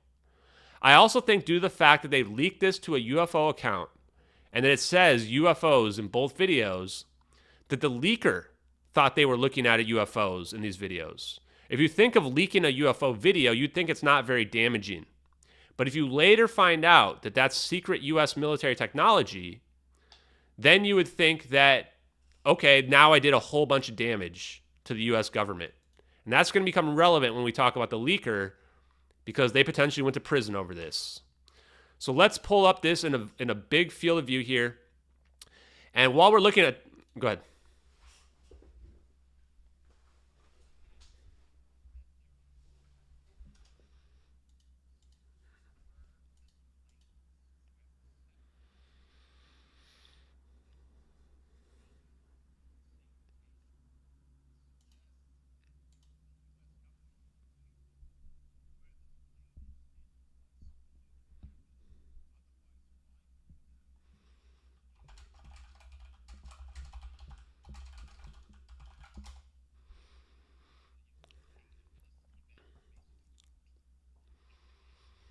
Yeah, it's interesting. We have 2 different angles of this, right? So again, it starts to show we're trying to capture intelligence here, right? This drone is not fast enough to catch a 777.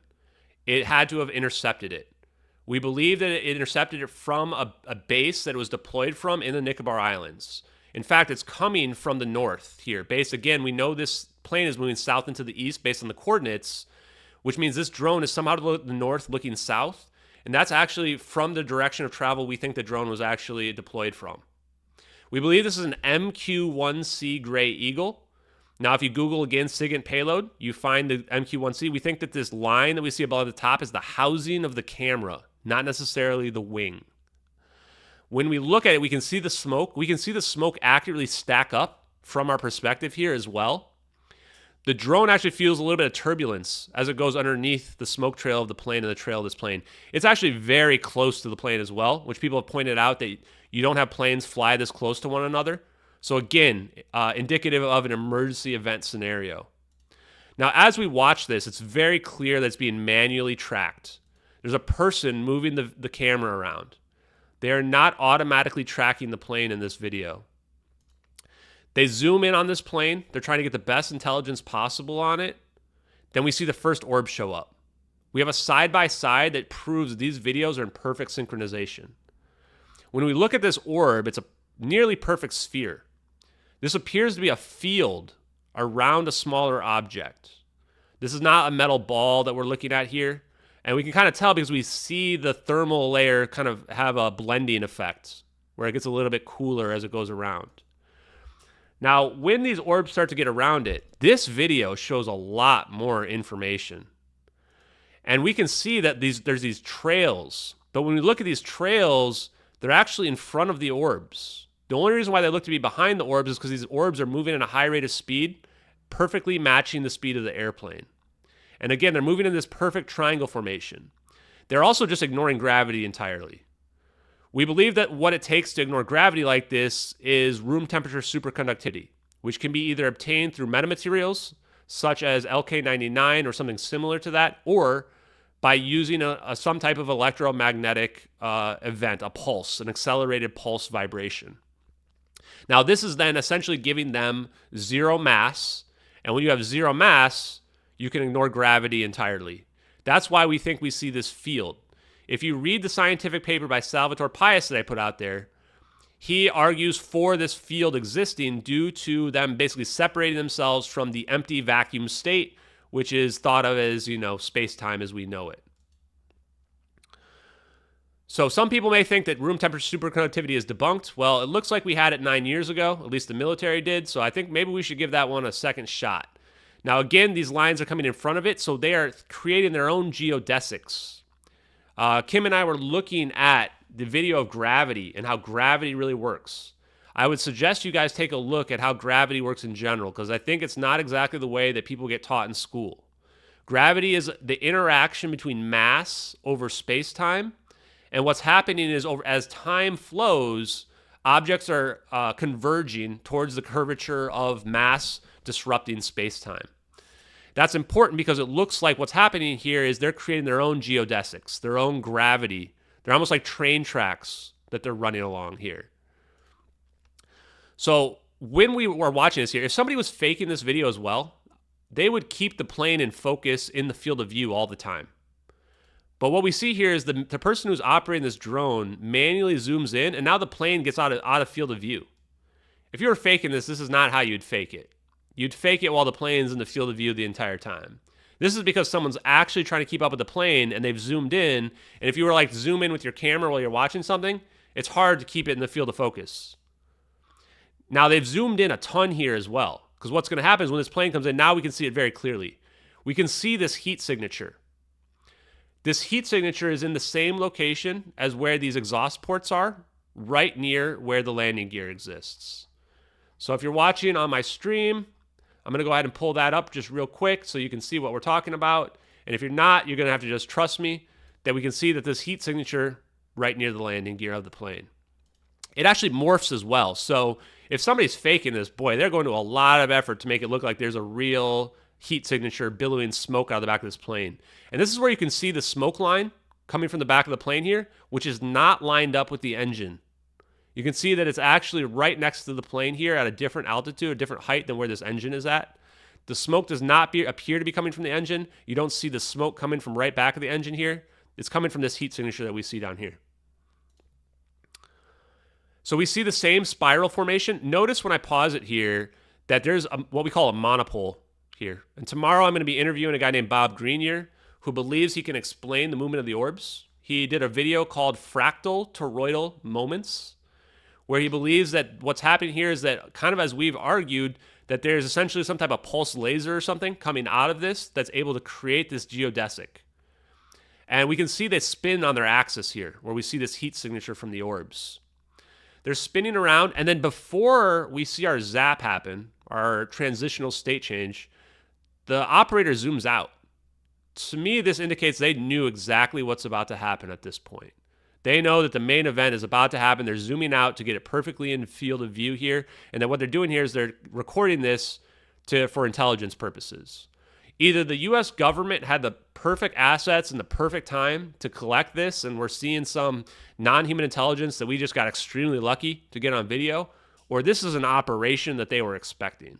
To me, this is an operation. Now, I'm going to try to capture it, but I actually have a better video. But we see the plane just disappear. The operator looks around a little bit, but they don't freak out. And then that's the end of the video. To me, this would be would indicate that, oh, this is the original. So in the original here, it actually then shows a super slow-mo version of this. And it shows the orbs zoomed in here where we can see the orbs in this field around the orbs. There's a higher quality version of this, which I'm actually not going to switch to because this version will work. So then there's a slow-mo version of our zap. We can see that the orbs actually converge on the plane right before this zap happens. This is a pretty extensive detail to put into your fake video. The monopoles actually begin to orient right towards the center as well.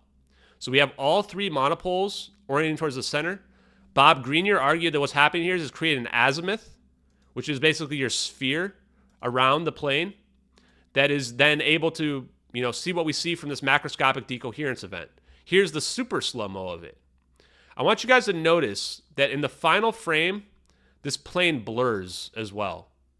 So they start to converge here. And then right now, we don't see any blurring effect. In the next frame, all of a sudden, the orbs are flat.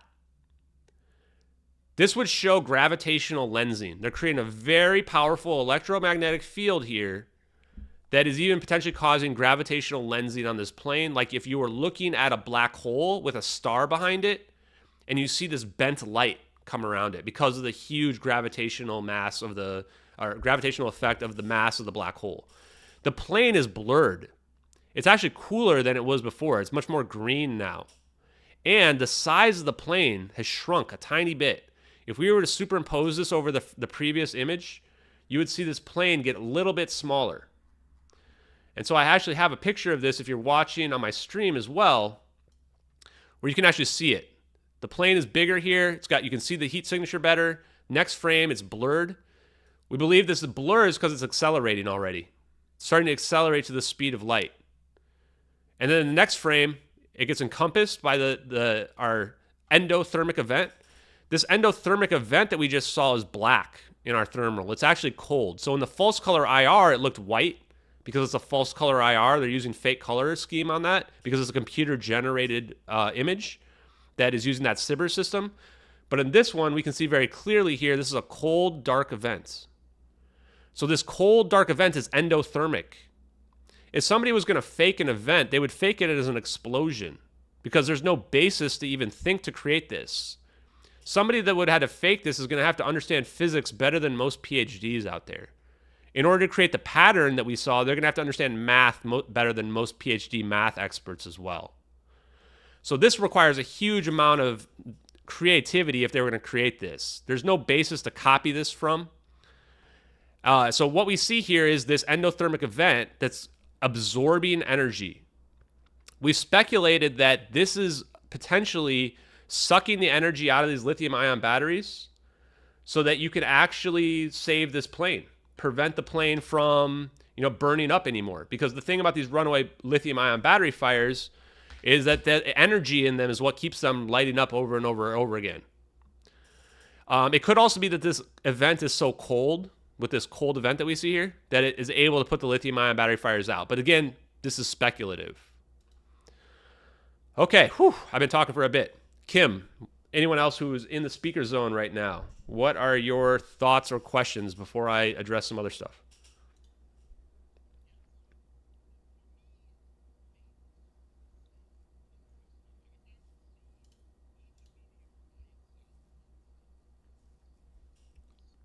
Mm-hmm.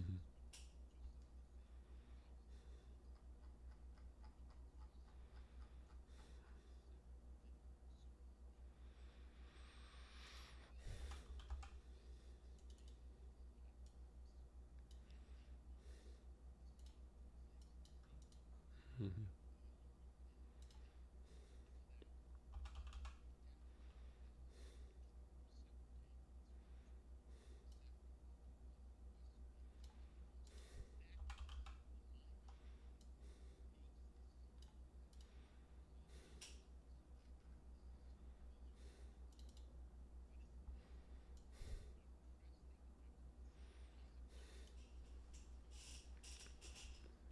Yeah, that was my view too early on, Kim. And what I realized was that if these videos are real, then we would be able to authenticate every aspect of them, right? Because if it's a real event, then it must line up with everything.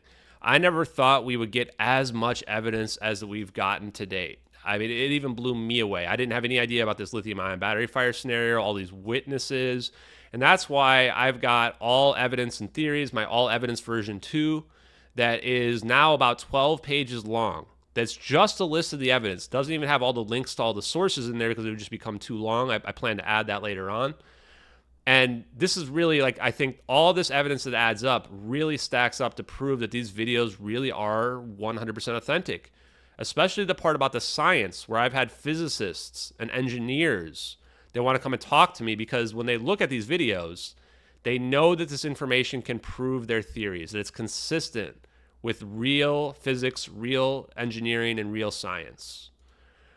Now, a lot of people might think, well, that zap that we saw, I saw a debunk of that said that this was fake, or I was on Reddit and somebody posted saying that this was fake.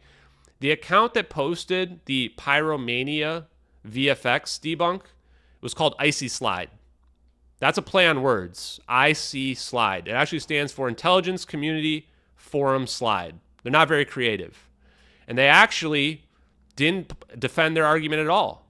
If you're looking at my picture right now, people have overlaid that image, the one that they say exactly matches, and you can see as a statement of fact that they don't match. What they did was they tried to line up one frame of a VFX that they were able to run a computer search for to try to find something that was similar, and then they were able to fool a lot of people into thinking that these are the same event. Now, the problem is that just because things are similar and they look somewhat similar does not mean they're the same. All dispersion patterns look the same or look very similar. My butthole looks the same as your butthole, but it doesn't mean that my butthole is your butthole. In fact, I would argue that that closer than this here, if we look at this, we can see that this VFX compared to our endothermic event, first of all, the VFX is an exothermic event. It's an explosion. Ours is an endothermic event. There's several lines that aren't even close to being the same spot. The center of mass here doesn't match at all. Even the edges don't match. This would need to be a 100% perfect match in order for this to be in our real videos. It can't be a little bit similar or it looks pretty close. That's not how it works. If you were going to go ahead and try to move all the pixels around to try to get it to be an exact match, first of all, you can't do that because our videos would be an original work. You don't have the luxury of looking at something else and moving them around. But I have literally asked anyone, how many pixels match? That's all I have to say, and it shuts down the argument and wins the argument every single time. Because no one can respond because they'll have to admit that it's not a 100% match. In fact, if you were to match the pixels because of this blue background, it would probably be less than 10% of the pixels matching of these two comparisons. You would have to actually make all the background blue with all of the interference that we see in the real video that doesn't exist in the VFX either. So this is not even close to being a match, not even on a single frame. And if anyone out there wants to prove it wrong, I don't care if you're the Corridor crew, I don't care if you're the best expert in the world, pull up your stream, pull the two things side by side, get a computer from 2014, get software from 2014 or earlier, and go ahead and stream us. We want to watch you changing all the pixels one at a time using the old software.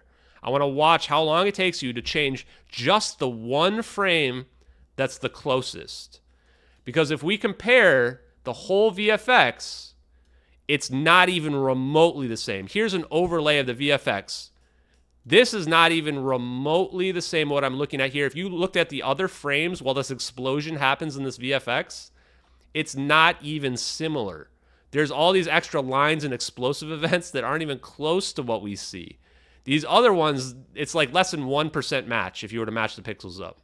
Basically just completely conclusive that what we're looking at here is not a VFX from a 90s video game. In fact, if people look at... Go ahead.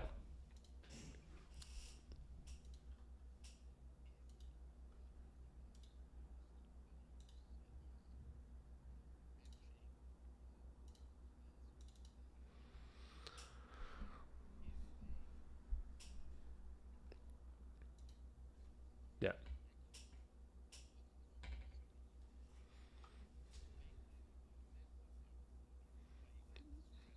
Oh, yeah.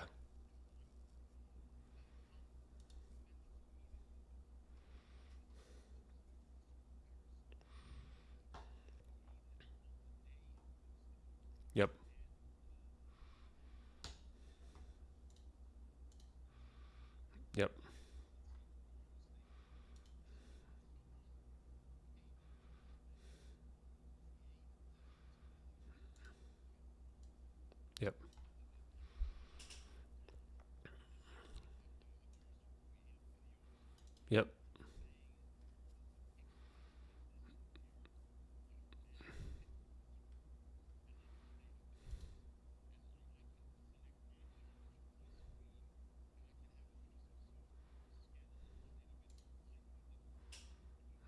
Mm-hmm.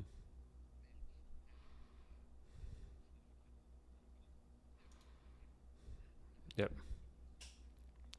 Yeah, the Icy Slide account was created August 18th, one day before they posted on the UFO subreddit. And if you're watching my stream, you can see proof of this. I actually messaged the moderators of that subreddit. They confirmed to me that a one-day-old account cannot post submissions without manual approval. They got manual approval, which is really unusual because this is a heavily moderated subreddit. I asked them specifically if they know who the person is. They dodged the question multiple times. They wouldn't state. Now, exactly what you just mentioned in terms of putting the information out there and getting other people to run with it, that's exactly what forum sliding is that you try, when you have real information that you're trying to hide, you post fake information up there, get people to focus on that, and have the real information slide down. The comments in this post were also very suspicious. Tons of stuff about, thank God this is debunked and we don't have to talk about this. It was actually used to ban all discussion of the videos from that subreddit. This subreddit is extremely compromised, in my opinion, probably run by the US government. The moderators are extremely sketchy. No one should trust anything that comes from the UFO subreddit, possibly nothing that comes from Reddit in general. Now, the only person, go ahead.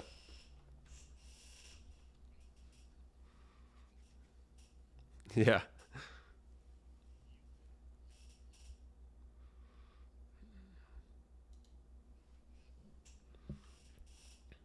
Yeah.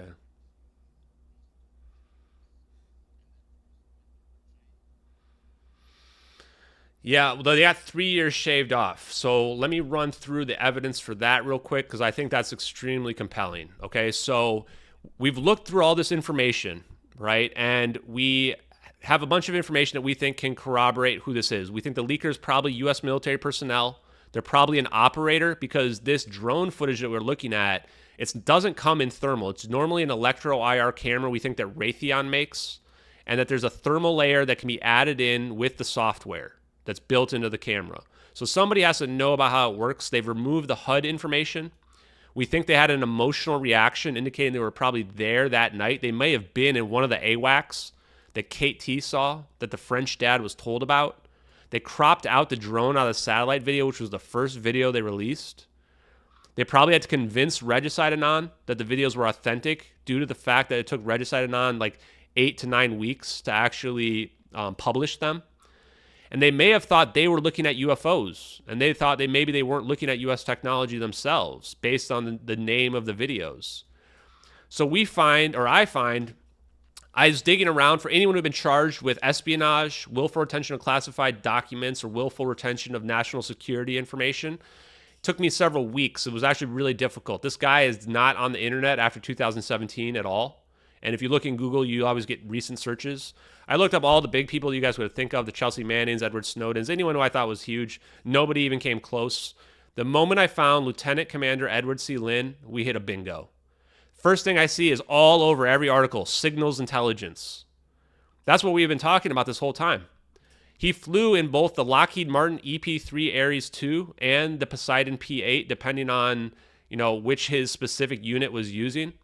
This Ares III has real-time tactical SIG-INT and full motion video intelligence, which is what we've been talking about with this Cyber system. It actually the crew fuses battlefield intelligence along with offboard data to create battlefield space situational awareness, and then he would have been responsible for actually reporting that information up to commanders that are, in their command post, etc.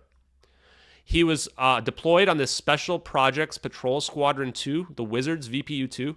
He previously had experience using with nuclear weapons. We gave this guy the highest level of experience. He had spent 17 years in the Navy. His last deployment was from February 2014 to 2016 as part of this VPU-2. Again, so he starts February 2014, less than a month before our videos, or before the MH370. He gets reassigned March 25th, 2014, 2 weeks after the plane goes missing. The investigation into him started April 2nd, 2014. He ended up getting arrested a year later. In May of 2014, he was caught with 2 flight manifests in his flight suit from a deployment that included search and rescue code names. So in May, after he had been reassigned, his next assignment, by the way, was the brig. So they basically reassigned him because they're investigating him. And then they catch him with these flight manifests like less than 2 months later from a search and rescue. I mean, it has to be MH370 given the time frame. They try to run a sting operation on him. And the reason becomes apparent because they try to get him with charges of espionage that would put him in prison for life. It's the first major incident of espionage by an active duty member of the Navy since the end of the Cold War. His charge sheet is heavily redacted. We tried to use AI to figure out what it says, but it's impossible. They redact all the dates as well on everything, so we can't even corroborate the dates to the times of the videos. But we have enough information from all the articles that are out there that we can narrow the time within 1 month of the same month that the MH370 incident happens. One of the articles out there even has a picture of a P-8 Poseidon searching for MH370 in the captions on March 31st, 6 days after he gets reassigned. He was privy to the Navy's black program portfolio. He had knowledge that would be potentially useful to U.S. adversaries. They later admitted not really a spy case. The defense actually, if you read my piece called Rogue Archer that I put out recently, the defense basically argued that he was never read what he was charged with, and that the whole situation was just like a big scam to catch him and try to use disinformation. They argued that the government was putting out fake information to the media about what his situation was. They argued that he was held in pre-trial detainment under false pretenses. And the reason for that is you can't have him talking to anybody. The emails that they listed for why he should be held in detainment were all mundane.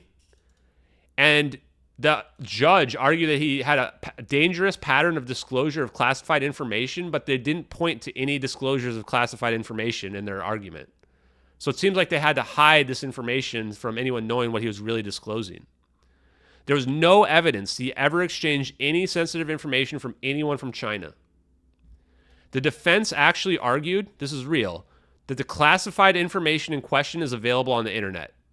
Okay, so if it's not our videos, someone please tell me where this information that's available on the internet that he leaked is. Because I can only think of when you add all this stuff up, that the time frame, the fact that they're trying to get him for life in prison, it adds up to our videos. And it doesn't add up to UFOs. If it's UFOs, you're not throwing the guy in life or prison. It adds up to it being our technology, and the implications of that technology is whoever controls that technology controls the world, and we don't want China and Russia to be able to reverse engineer it. He was abused while in pretrial detainment by a goon squad. They went into his cell, stole his stuff that was attorney-client privilege. They put him out in the cold, all documented. They forced him into a plea deal, probably tell him that, hey, that wasn't UFOs. This was our technology. So he gets 9-year sentence, even from a plea deal, 9 years. They get rid of all the espionage charges. They take the last 3 years off. And they say, okay, we'll only give you 6 years because he ends up working with the NCIS and the FBI. So I imagine that what he's doing there is he's telling them where he gave the videos to, who he gave the videos to, Regicide Anon's never going to be heard from again, etc. He ends up accepting responsibility for the offenses he was actually guilty of and issuing a statement about how he wants to be a lesson for anybody else who would leak classified information to be careful about it. So I go ahead and I do Freedom of Information Act requests to the FBI and to the NCIS. I haven't heard back from the FBI yet. The head of legal for the NCIS sends me back a total rejection of my Freedom of Information Act request in totality, despite the fact that in 2009, Obama made Freedom of Information requests, FOIAs, easier to obtain. He actually quotes one of the exceptions that Obama lists, and the exception is to keep secret in the interest of national defense or foreign policy. They won't give me a thing about this guy's case. I'm sure that the reason is because he leaked these videos, and they know if they give me anything, I'm going to be able to help figure it out. There's going to be clues in there. They're going to mess up. They're not going to be able to redact something. So this is extremely damning evidence that this guy did something serious, especially because it's not a spy case. So if it's not a spy case, why is it being held back in this interest of foreign policy? Right? Yep.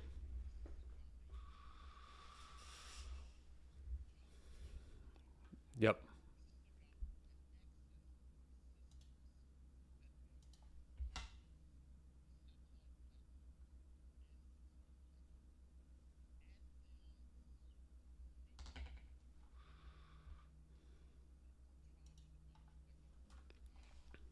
Yeah.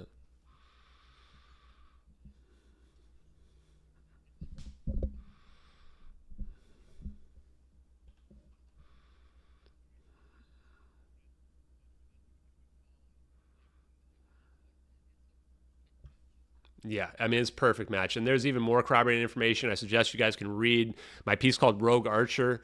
We keep finding more information. That was actually they gave him, because of this whole case, he actually got a code name for him because of this whole situation. How many situations do they get code names? Did Chelsea Manning get a code name? If so, I'd love to hear what those other code names are. But this narrow window of time is too small. The evidence and what they came at him with, too strong. They tried to put a bunch of disinformation out there in public, which is what you would expect when you're trying to throw people off, because otherwise people are going to figure out that he's related to MH370 just from the timeline, right? Like we have. So they had to throw stuff like prostitution charges. You're trying to go at somebody for espionage. Why are you trying to throw a prostitution charge? It's nothing at all, right? Compared to what you're really trying to get him for. So yeah, I think that in my mind, there's no way he's not the guy. There's no way we're gonna find anyone who's even close to as much as this. Realize though that he went to prison for 6 years. They probably hooked him up with a government job afterwards because you got to keep this guy happy. We didn't reveal the videos like he probably thought we would, so he's gonna be at this point very reluctant to talk to anyone. So what I would argue, if you're a random person out there, please do not harass this guy. He is my hero. I would actually take a bullet for this guy. If you are a journalist, please look into this case. Look at the evidence that I put out there. I mean, this is a huge, huge amount of evidence. We do need this guy to talk. This is probably one of the only ways we'll be able to verify these videos.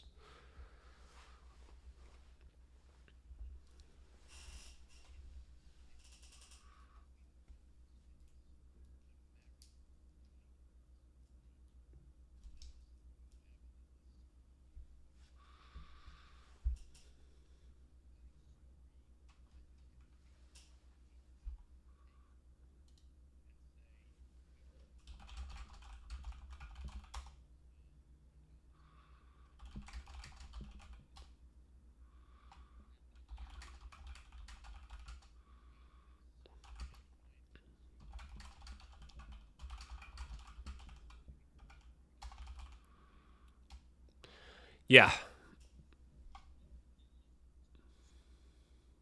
Yeah, let's take some questions.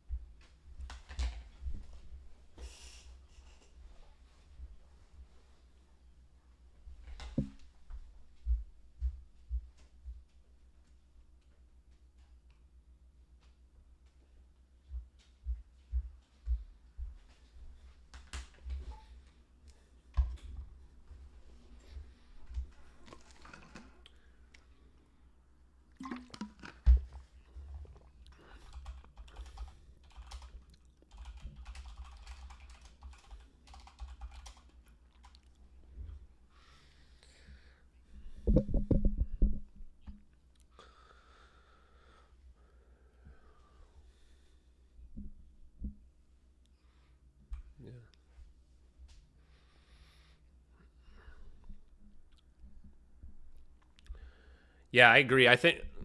Go ahead.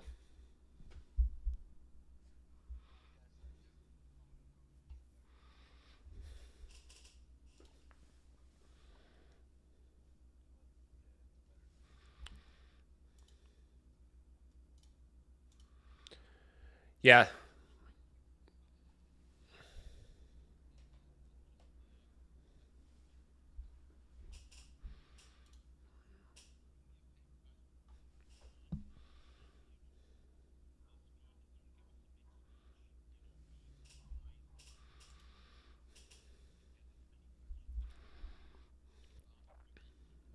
Awesome.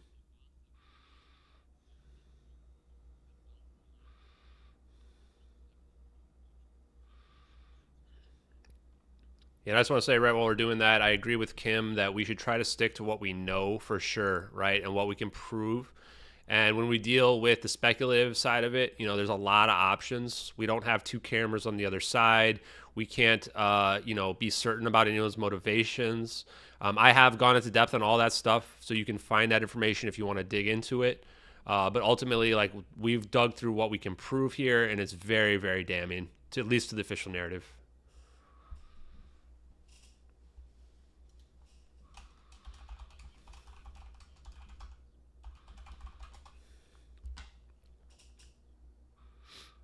Oh, sure. I wasn't really watching who was up, but let's say Moneypenny. I think we'll start with you since you're near the top.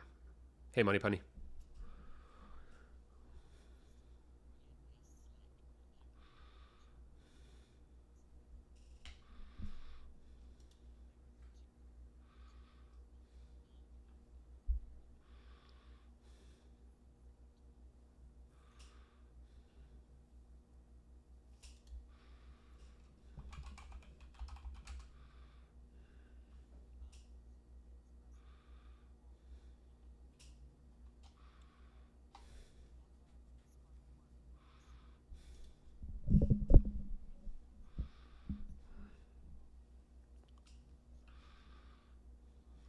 Moneypenny is asking about Philip Wood. I'll relay the questions into the chat. I'm on mute there.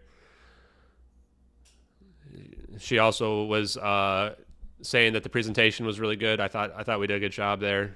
Very happy to have somebody like Kim.com support in here. I think it's big. He's a very logical person.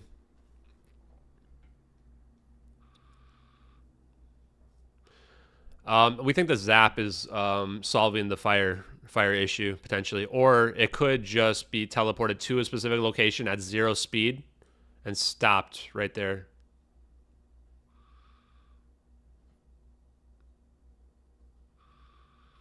The phones ringing would mean that they landed somewhere else on Earth, not in the ocean.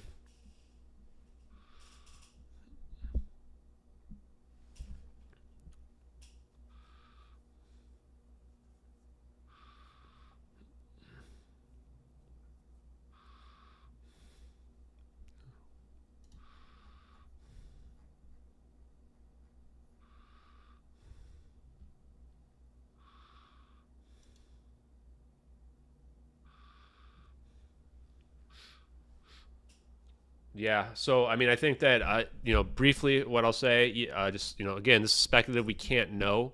But there were at least 20 Freescale semiconductor scientists on board, engineers. They were going to upgrade plants in China.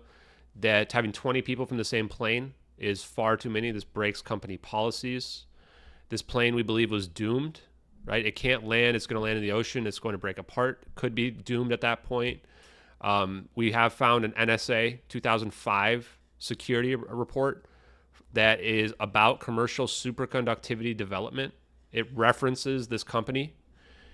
They're also, Freescale Semiconductors launched a major initiative dedicated to RF power needs related to U.S. aerospace and defense. So we do know that there were some very important people on board this plane that could theoretically be a motive. Let's take some other questions.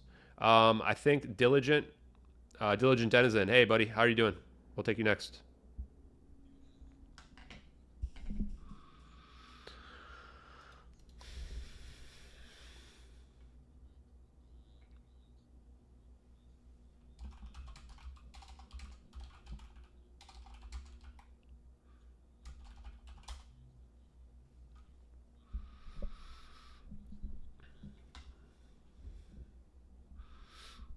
Yeah, so I'm going to repeat. I don't want people harassing this guy. He's my hero.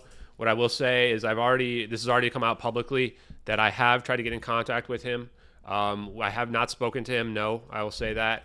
But, I would say that I would think that if this is real, the only way we can get this to be proven definitively, even despite the huge amount of evidence, just because it's so hard for people to believe all this, is we need him to come out as a whistleblower, or even better, we need the President of the United States to issue a pardon for Lieutenant Commander Edward C. Lynn. He is a hero. He doesn't deserve to be vilified. He doesn't deserve to go to prison for 6 years over trying to give this technology to the world that deserves it. So please, President, and if this doesn't get solved and we have a new president, please do the right thing and pardon this man. If he gets a pardon, he won't have to worry about his plea deal. He won't have to worry about going back to prison over this. Because keep in mind, if you have a plea deal, it basically means you can never talk about it ever again. They make you sign a statement. And that's most likely what happened here. He also probably doesn't believe in the good of humanity because we ignored the videos that he leaked and we didn't do anything about them while he sat in prison and rotted for 6 years. So he's probably not going to be very willing to come out. I want him to know that if he does, I will support him in all my resources. I will send all my followers after him. I will stand in front of him as people try to do anything to him, anything he wants. So we need that pardon. If he does, we can get the full truth. We can prove that these videos are real, and then we can shock the world.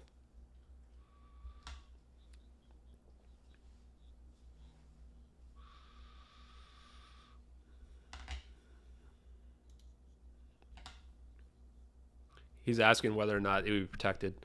So interestingly enough, I say that phrase a lot. I probably need to come up with a new phrase.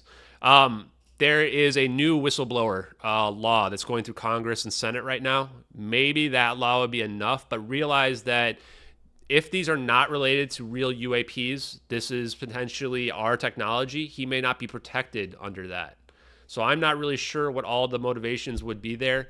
I did get an email from one of his lawyers from their company that actually was about court-martial cases regarding the new law coming through, which gives me some hope that potentially if that law does pass, that there could be an opportunity where he might be able to come forward. But ultimately, in my mind, just due to the severity of the situation, I mean, we are dealing with potentially the biggest conspiracy ever, technology that's been held back from us, that we really need a full pardon from the president for this to really be happening. And then he would feel safe enough where he can talk about it. And even then, he may not feel safe enough. I really, really don't want anything to happen to this guy. So please, everybody be respectful.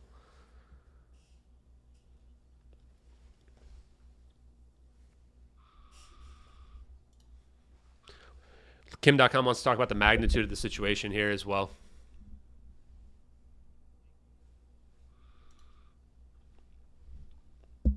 Thank you guys for watching and listening right now on YouTube. If you're watching and you want to follow along with the case further, feel free to subscribe here. I hate asking people to subscribe and what have you, but this is an active investigation. We're not going to stop. I'm going to keep streaming stuff like this almost on a daily basis.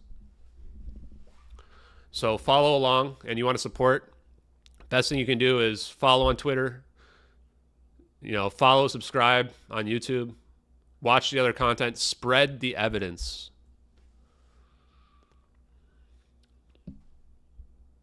He's talking about the implications here for this technology. Yes, I have interviewed Kate T. I think I mentioned some of the evidence if you want to rewatch early on. Quantum teleportation's already been proven to be real, guys. Quantum teleportation is 100% real. Nobody should watch more Mick West. You should watch less Mick West. Mick West is a fraud, guys. If you're watching Mick West, that's probably part of the reason why you're so ignorant of reality. Nothing Mick West says is real or true.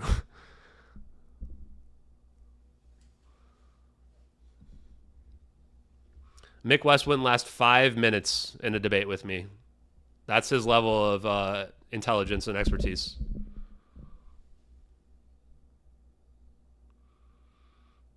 Mick West actually had a direct request to be in this space, and he dodged it because he's a coward. So if anybody's hero is Mick West, he failed you guys.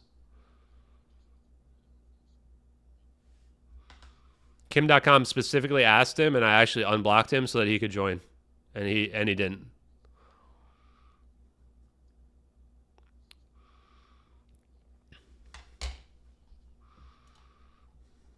He's asking about the lithium-ion batteries. I'm going to pull it up. Yeah. Yep. Yeah, so in my pinned tweet right now, I have all evidence. The only one I misformatted was the evidence against the suicide pilot theory, but you can find the lithium-ion battery fire evidence. So 221 kilograms of lithium-ion batteries that were put together the same day. That's almost 500 pounds of lithium-ion batteries. These are not the ones that are running the plane. They're just in the cargo bay. So these batteries skipped 2 security screenings. This is all from the ATSB, the official report. The cargo compartment was designed to withstand flame sources of up to 1,700 degrees Fahrenheit or over 900 degrees Celsius for at least 5 minutes. So theoretically, this cargo bay can withstand the fire if you're battling it, but this plane's not going to last forever.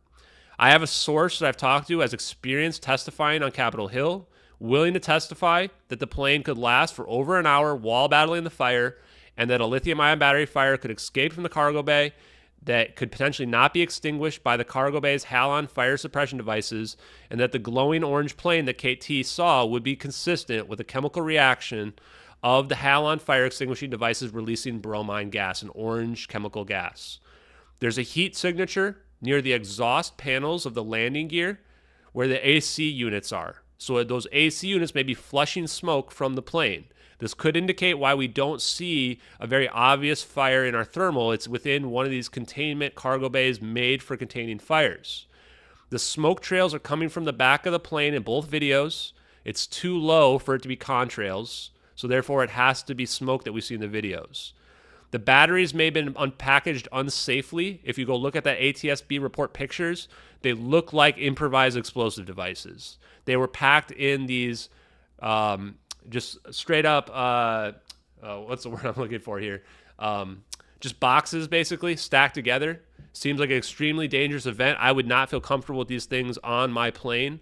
There's a B-77 fire suppression device, which washed up in the Maldives around March 25th. That was not investigated. The Maldives were not included in the search. Kim and I were looking at it earlier. There's a very clear serial number on this device, which most likely would have tied it directly to MH370.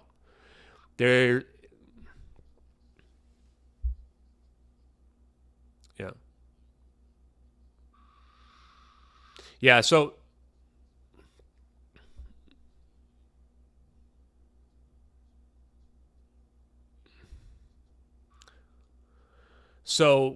we have to go back to the flight path, which is the plane goes dark at 1721 UTC over the South Indian Ocean. Then it flies all the way over Malaysia. Then it flies to the Nicobar Islands. Then it flies over to the Nicobar Islands where we see our videos. The time the plane goes dark, 1721 UTC, is where we have a witness who sees it initially start on fire, where we have 9 people on the coast that hear the loud bangs. So this is going to be our situation where the fire initiates. The explosion happens from the batteries. Then from that point forward, you're battling the fire, you're battling the smoke as this plane is traveling. This is where our drone is now going to be deployed and intercept our plane, where it finally reaches the rendezvous point of the Nicobar Islands later on. Whether or not this fire started accidentally, it was a very hot night, almost 100 degrees. The landing gear heats up when it takes off. The Wired article actually argued that the landing gear itself might have started on fire. So if something like that happens, this is an accidental event that is not being monitored because it's in the cargo bay.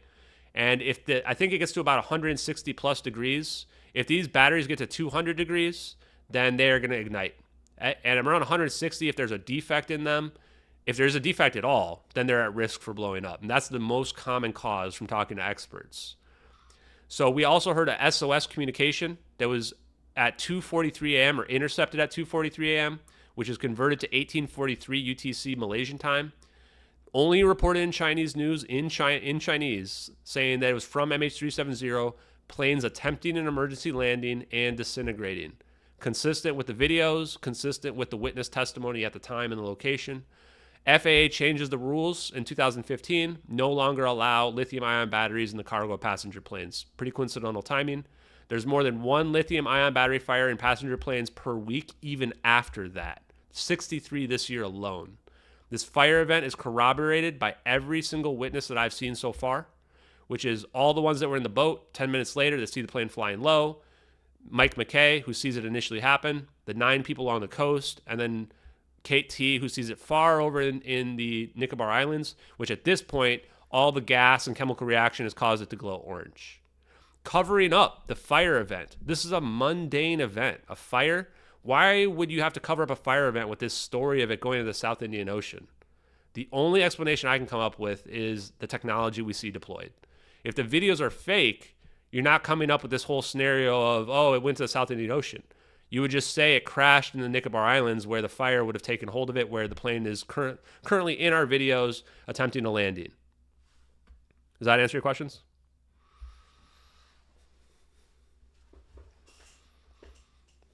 So he was asking what the situation was, the fire.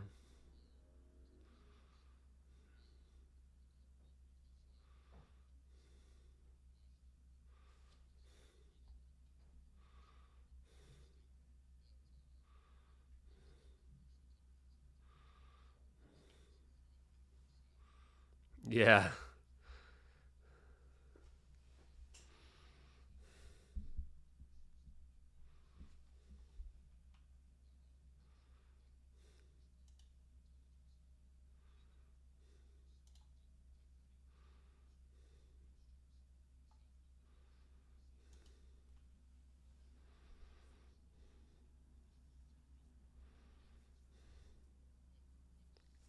So we have a journalist listening right now.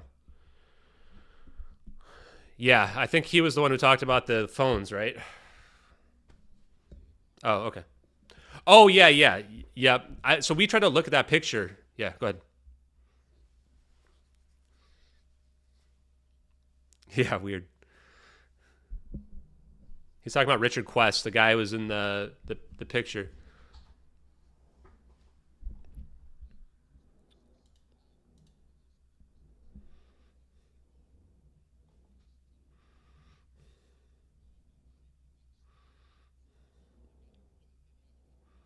Yep.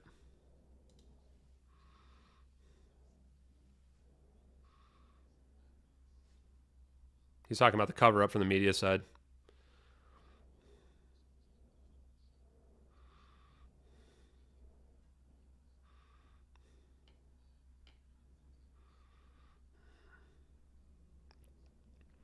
Patrick, I think you made some really awesome points. I just followed you back because I realized I hadn't.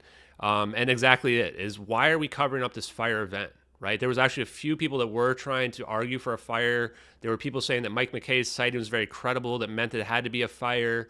But no, they had to throw water on that right away. And the media did their job. I mean, I watched a lot of the CNN reporting. I mean, yikes. They really, really tried to push people away from all of the most obvious scenarios, right? They tried to even vilify this pilot. It's just embarrassing looking back at it.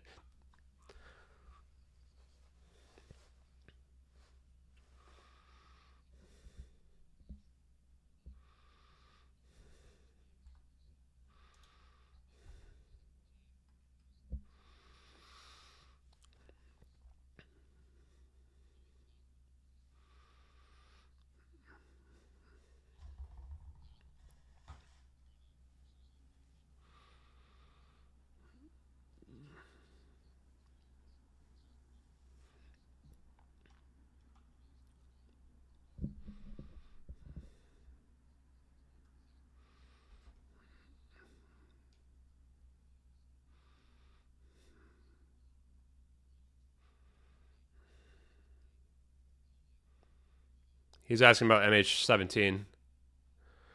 Yeah, so my official stance on MH17 is that it is a completely separate event. It is a tragedy for Malaysia in general, but that they're not connected. There was a different number of people on the plane, completely different countries of origin from them, mostly Dutch people on MH17. I was actually online on that day when that happened, and I watched the Separatist General post the brag post that he posted on Facebook about it in real time on social media. Until 15 minutes later, they realized they took down a passenger plane with a Buck missile launcher. That guy has never faced justice. He was protected by the Russians, and it still upsets me to this day. I can't remember the general's name, but I'd have to dig back through it.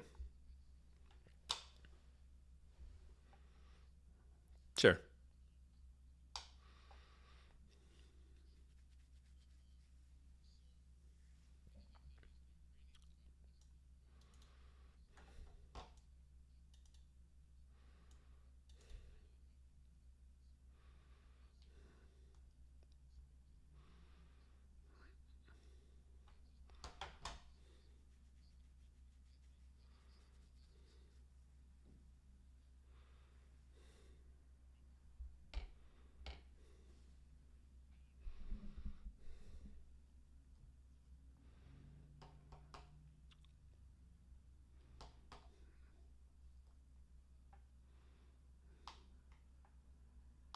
Yeah. I like Kim. He's really good. He's basically saying focus on this event, not focus on MH17. Yeah.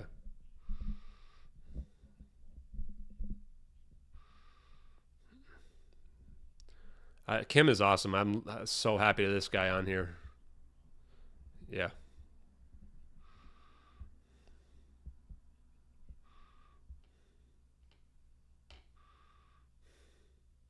Wow, it's almost 3,000 people listening to this space right now. So yeah, sorry you guys can't hear on the space. That's probably why less people are watching, which is fine. Feel free to like the video here. We can get more people on here. Again, feel free to subscribe if you want to watch. I post all of my investigation publicly that I've been doing recently. Yeah, I'll put the video again while we're listening.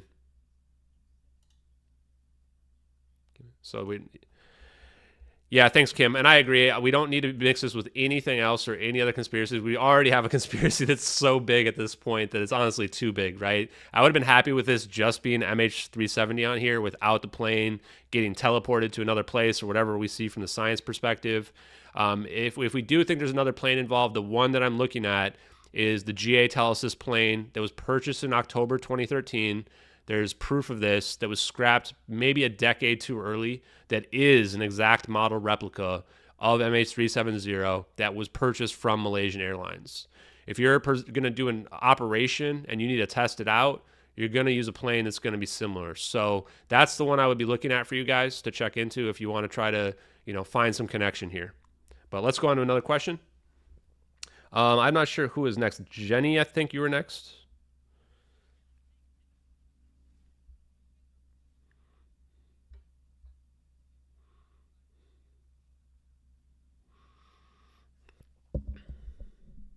Yeah, so that goes back to that. If you guys look up the 2005 NSA security report that was done on commercial superconductivity, I'll see if I can throw that in the chat for you guys here in a second and put it up in the top. I didn't think we would find anything like this. Like I thought, in terms of trying to connect the people, that it would be very difficult to find the evidence surrounding this. But we ended up finding this report. It says Superconducting Technology Assessment, National Security Agency, Office of Corporate Assessments, August 2005. This is a very long report. Most of it's appendixes. Freescale Semiconductor and their microchips are listed 9 times in this report. This is actually a report about how close we are getting to superconductivity from microchips, that potentially there could be microchips that are used in quantum computers because those use superconductors. Now, in addition to this, if you read the intro, it basically says that this technology could be available by 2010 or 2012. And then in the final bit, it says that only if the government actually invests into it, which directly, in my mind, ties the people on board this plane to the technology that we see at play. But again, that's speculative on my part. I'm going to go ahead and post this. You guys can take a look at it yourself. Freescale is listed 9 times in this report. So take a look at it. I'm going to post it right now.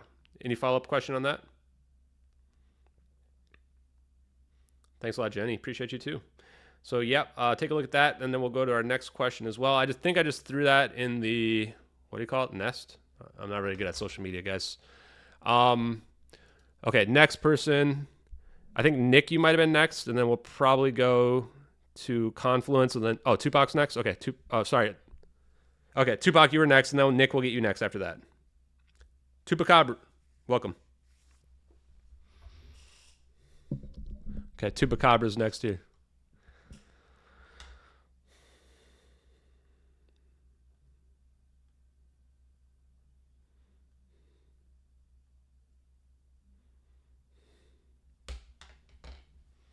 Okay, so what are we talking about here?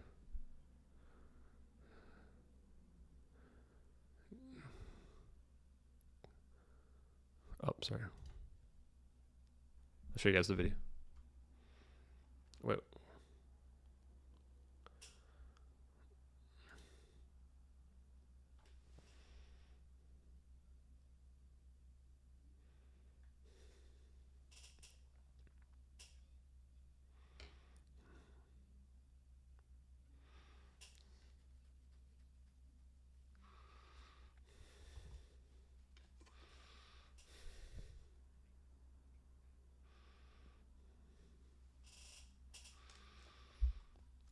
What's outrageous? What are you guys doing here?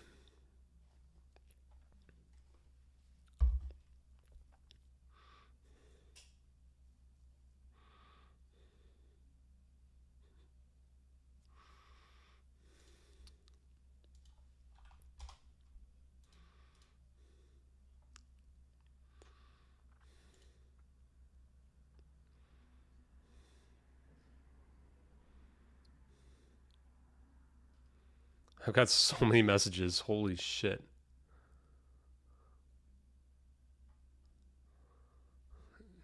Yep.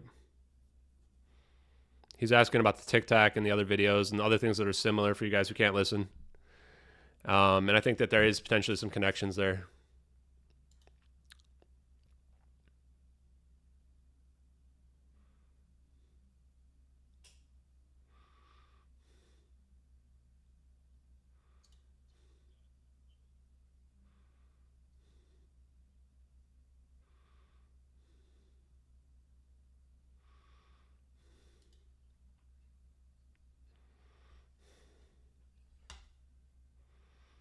So,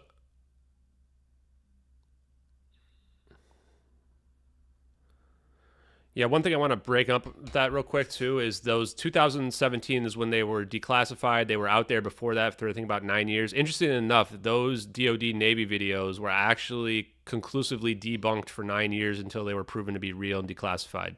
That's also the same period of time that we've been dealing with. Just heads up. Now, in addition to that, I think the vibration, that weird vibration that David Fravor or Commander Fravor sees, which I think that these are very highly credible people in their witness sightings. That could also be similar to what has been explained to me is happening with our macroscopic coherence. There's two ways to achieve the macroscopic coherence according to Salvatore Pais. One is that you can increase the acceleration of the spin of electrons. The other one is you increase the acceleration of the vibration of the electrons.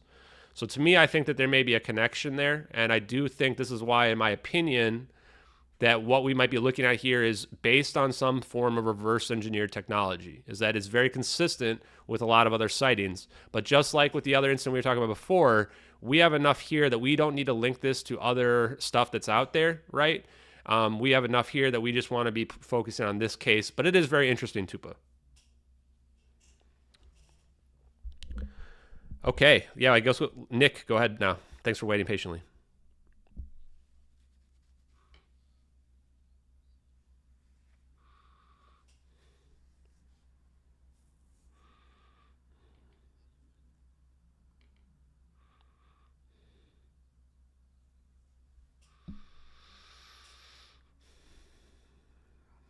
Do we have any questions in the chat I can answer while we're doing this?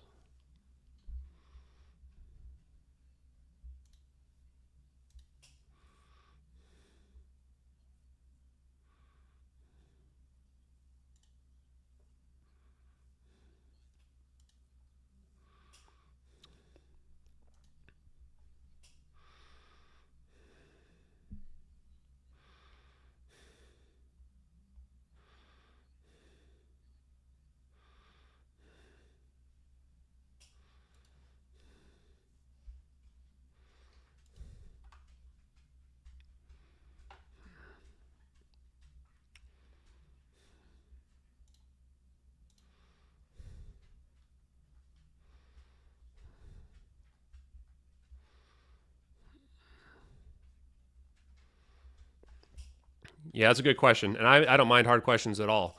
So I guess the first thing I want to say is, why do I think it's us versus non-human intelligence? I actually have a piece on this in my All Evidence, which is there's no reason for such an extensive cover up for just an anomalous event, in my opinion. If it's like a UFO event, I can't imagine we're building this whole going into the South Indian Ocean narrative. That's just my opinion. The assets that are filming are military. They're filming before the orbs appear.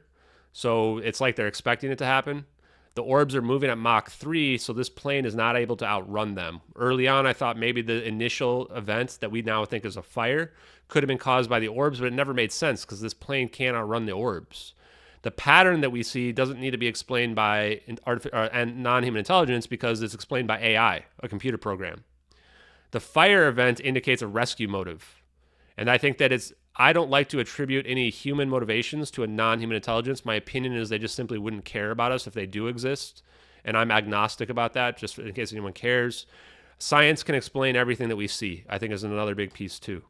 Now, with respect to the UAP community, I have distanced myself from the UAP community. I have certain individuals, people who are on here, I think are good people. My overall impression of the UAP community is extremely divided, extremely toxic. I don't want to be any part of it. I don't want them talking about me, whatever. I just want to solve this particular case. My opinion on why these people have come at me is multi-pronged. Some people, they see it as their bread and butter is going to disappear. Some people have a jealousy motivation into them. Some people are just gatekeepers that think that whatever they think has to be the right answer. And then there's a last group of people that I think are controlled by the intelligence community, and their entire purpose is to cast doubt so that no one can believe anything to be real. Because if you just throw enough doubt out there, like the same people that are making fake CGI videos and posting them, they want you to think that you can't tell if anything's real, that everything has to be fake. That's how you cover up real UAPs if they're out there, right? So I think it's probably a combination of all those factors. And I think the answer for me to that is for me to separate myself entirely from them. We don't need to be involved with them at all. I've stopped using those hashtags weeks ago. So there's no reason for those people to attack me. Anyone who's attacking me personally, the only motivation left now is that they're nefarious and their intent is to try to silence the situation, which is why I'm going to throw one last blow to them later tonight, because I've been watching and I've been seeing which of these people that speak about UAPs and claim to be for disclosure are connected to the trolls who have been attacking me. I've been watching and waiting for my chance, and we're going to strike at them. Now, I know some of you guys may care about them and think that they're on your side. This is what I would say to you. What have those people revealed that's verifiable information ever in their careers? If somebody has not confirmed anything that's verifiable, why are you trusting anything that they say? Look at how I conduct this investigation. The reason why very intelligent people like Kim.com look at it and talk to me is that we can go through the information and we can find verifiable information that we can prove. You know, that's a big thing. Now, and I'm very transparent, and I even answer questions like this. So when I call these particular people out, let's wait and see if they respond. An honest person will come out and respond and have an answer for very basic questions and why they are in connection, in direct communication with people who are toxic trolls who are trying to cut people down constantly. If I was doing that, I would have an answer for it. When they don't respond, you'll know exactly what to think of them.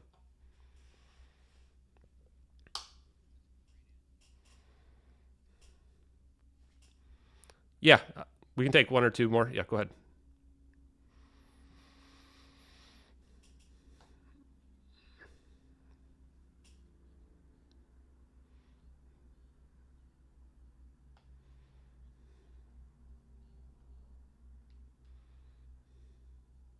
Any questions out there? He's asking whether or not the batteries were tampered with and it might be an espionage. Mm-hmm.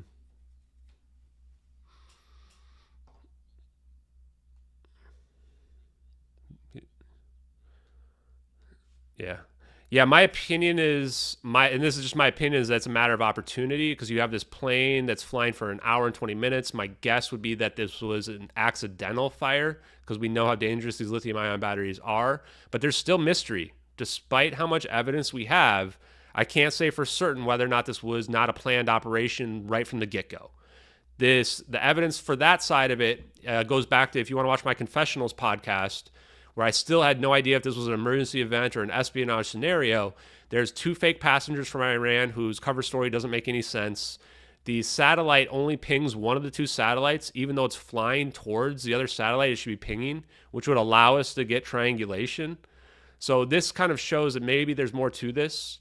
There was also this evidence that these AWACS that are out there could jam the plane. They could remote control the plane. So there's evidence, too, that this could still be an espionage scenario and that could have been planned from the beginning. Though I think there's enough time with this 1 hour and 20 minutes there. They can deploy the assets. They can communicate with the plane, get the plane to the waypoint, the rendezvous point, and then deploy this technology. If you're trying to take out the plane, you can just let it crash, right? That's the thing, too, is that this plane is pretty much doomed. It's going to crash. The fire is going to take it out eventually. It's never going to last all the way down the South Indian Ocean. So you don't really have to deploy technology to wipe it out. To me, the strongest arguments are either this was planned, we were going to do something about it, and we want to take these people and rescue them, or really a matter of saving them. The other theory, too, is if this plane is doomed, maybe there's some protocol where you just break out the experimental technology. We don't know what's going to happen. That just seems a little bit too dark for me, but again, it's very speculative, and I leave it to really everyone to come up with their own opinions on what they think happened. Like Kim was saying, I just want to throw the evidence out there and let people come to their own conclusions. And that's one of those things, too, going back to the UFO community, you get a lot of people out there that tell you they know exactly what's going on, right? Those are the people you should trust the least. The people that come out there and say, here's the evidence, you make a decision, those are the people that you should trust the most, in my opinion.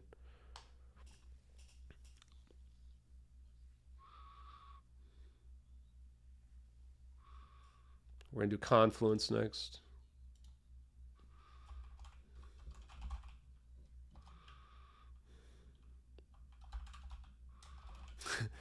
For me, I would have been much happier if this was non-human intelligence. The thing there is I thought initially it had to be non-human intelligence before I dug into it and really learned a lot more about it, looked into the motivation, etc., learned about the fire event. And then I realized that this is potentially, in my opinion, our technology. That's where I'm strongly at right now. But even more so, it scared me more. I used to make the joke that I'm much more afraid of my own government orbing me than I am of non-human intelligence orbing me. I can avoid the tigers in the jungle. I can't really avoid my government trying to silence me. But even more afraid than both of those things, I'm much more afraid of lithium-ion batteries in my plane, especially in the cargo of my plane. So that's my hierarchy. Thanks, Nick. Let's do some other questions. Confluence, you were up. You were waiting patiently. Thank you.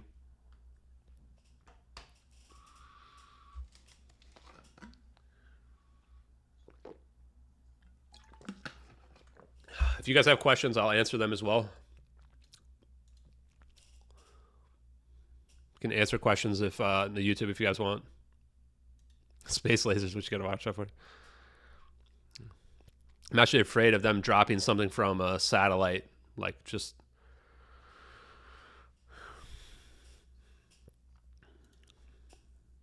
He's asking about Diego Garcia and the Philip Wood XF picture. To the military.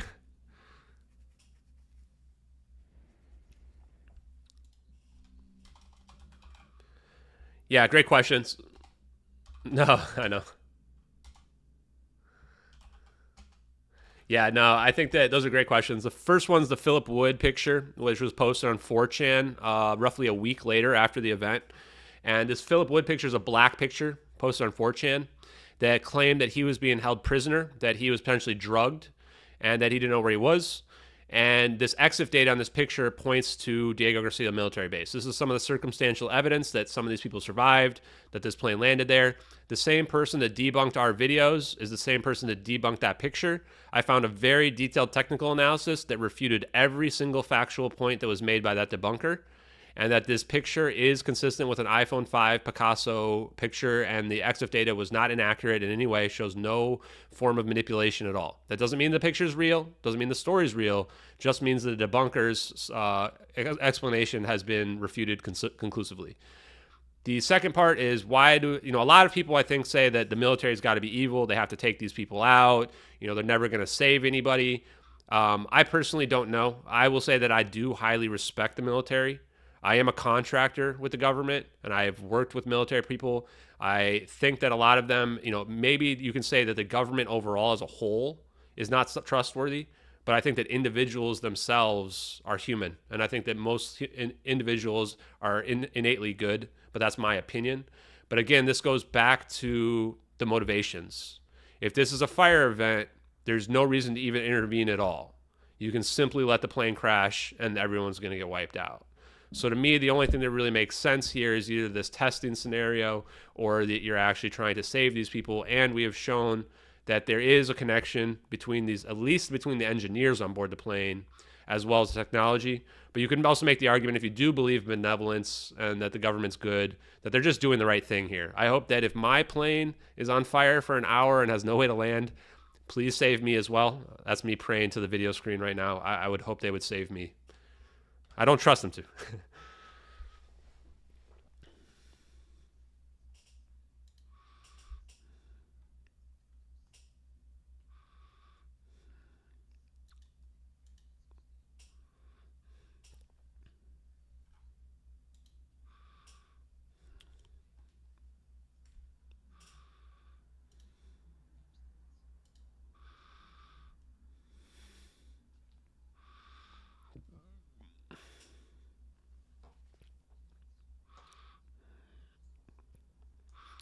Yeah, and I think that you should read my buying silence piece with respect to that. So if they were alive and they did save these people, what are they going to do with them? You know, most of them are Chinese nationals. So you could send those people back and they're going to be silenced pretty easily.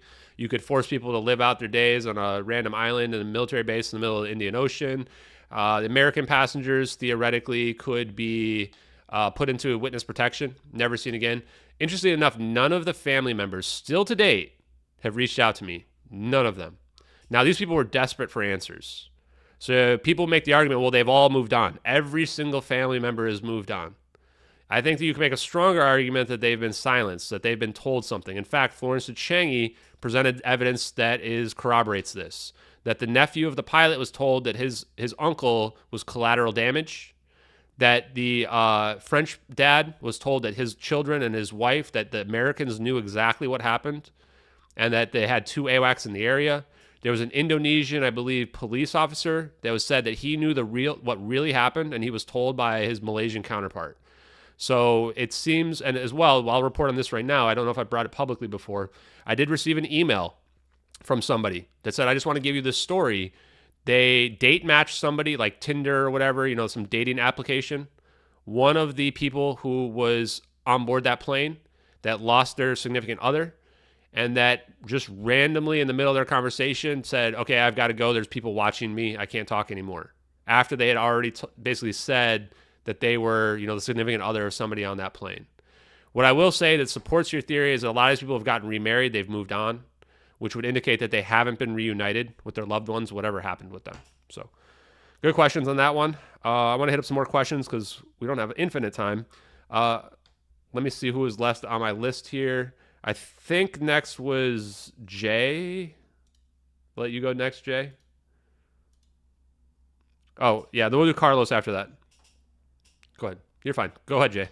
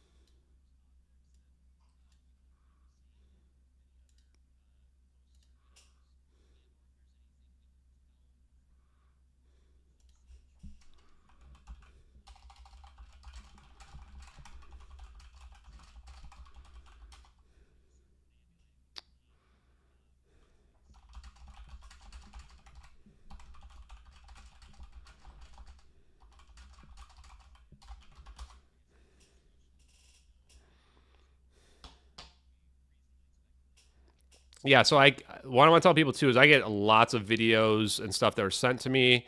I am not an expert at orbs or anything like that. I would say if I'm expert at anything, it's these videos and really not much else.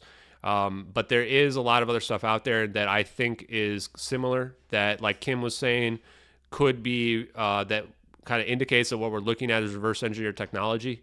I'm still not 100% convinced of that. I think there's still a chance, too, that we've just happened upon this since the Manhattan Project and since we split the atom, that we've been improving behind the scenes, and that this is really just almost like a breakaway civilization situation with the U.S. military.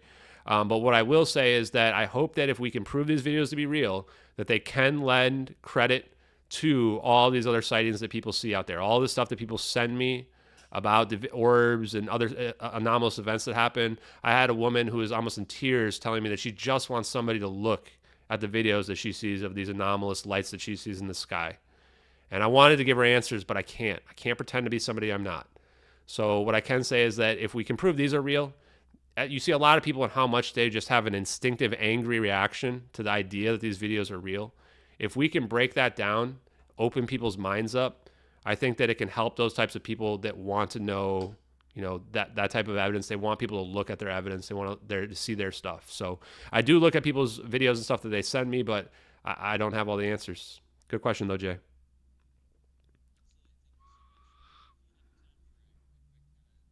Sure. Hey, Tyrone. Hey, everybody who's here. No bodies recovered.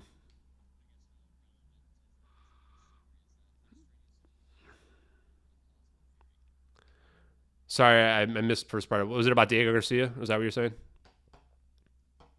Yeah.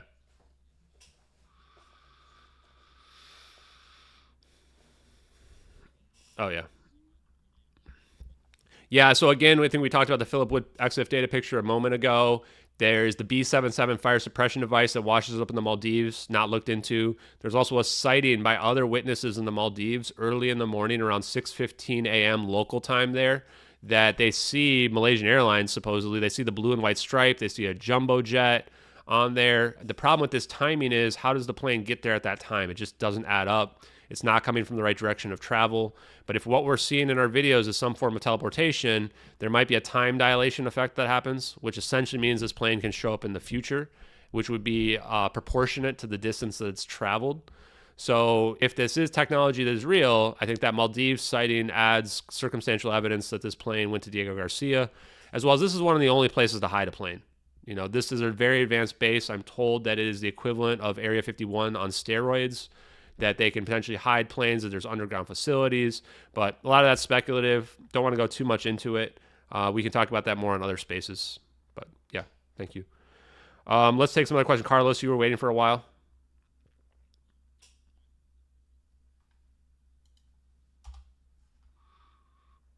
With the patents, I think that's a red herring. I think the patent's a little bit red. Oh, he's asking about it right now. He's actually asking about it right now, the patents. So here we go. He's actually asking about the patents. So here we go. He's literally asked about the patents.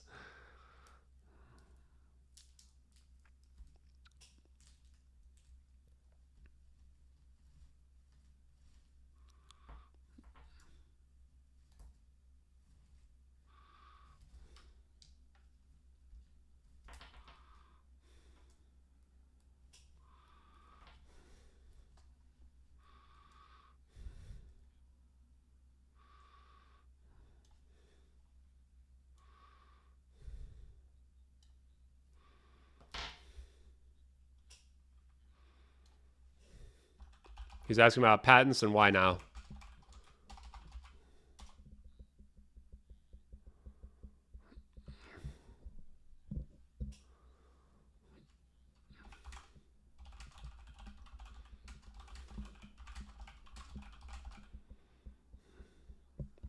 So he's saying, is it a message that this is like a warning to the other countries? It's a good question.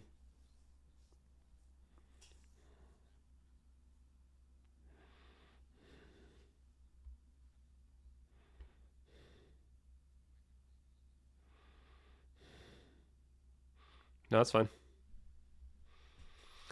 Yeah, so, and it looks like some other people's questions are getting answered here as well. So the patent situation, I think, is a little bit of a red herring. And I looked into it. The thing about the patents is that they are owned by the company. The individuals don't own the patents. So if people die, it's not going to change the circumstances of those patents in that situation.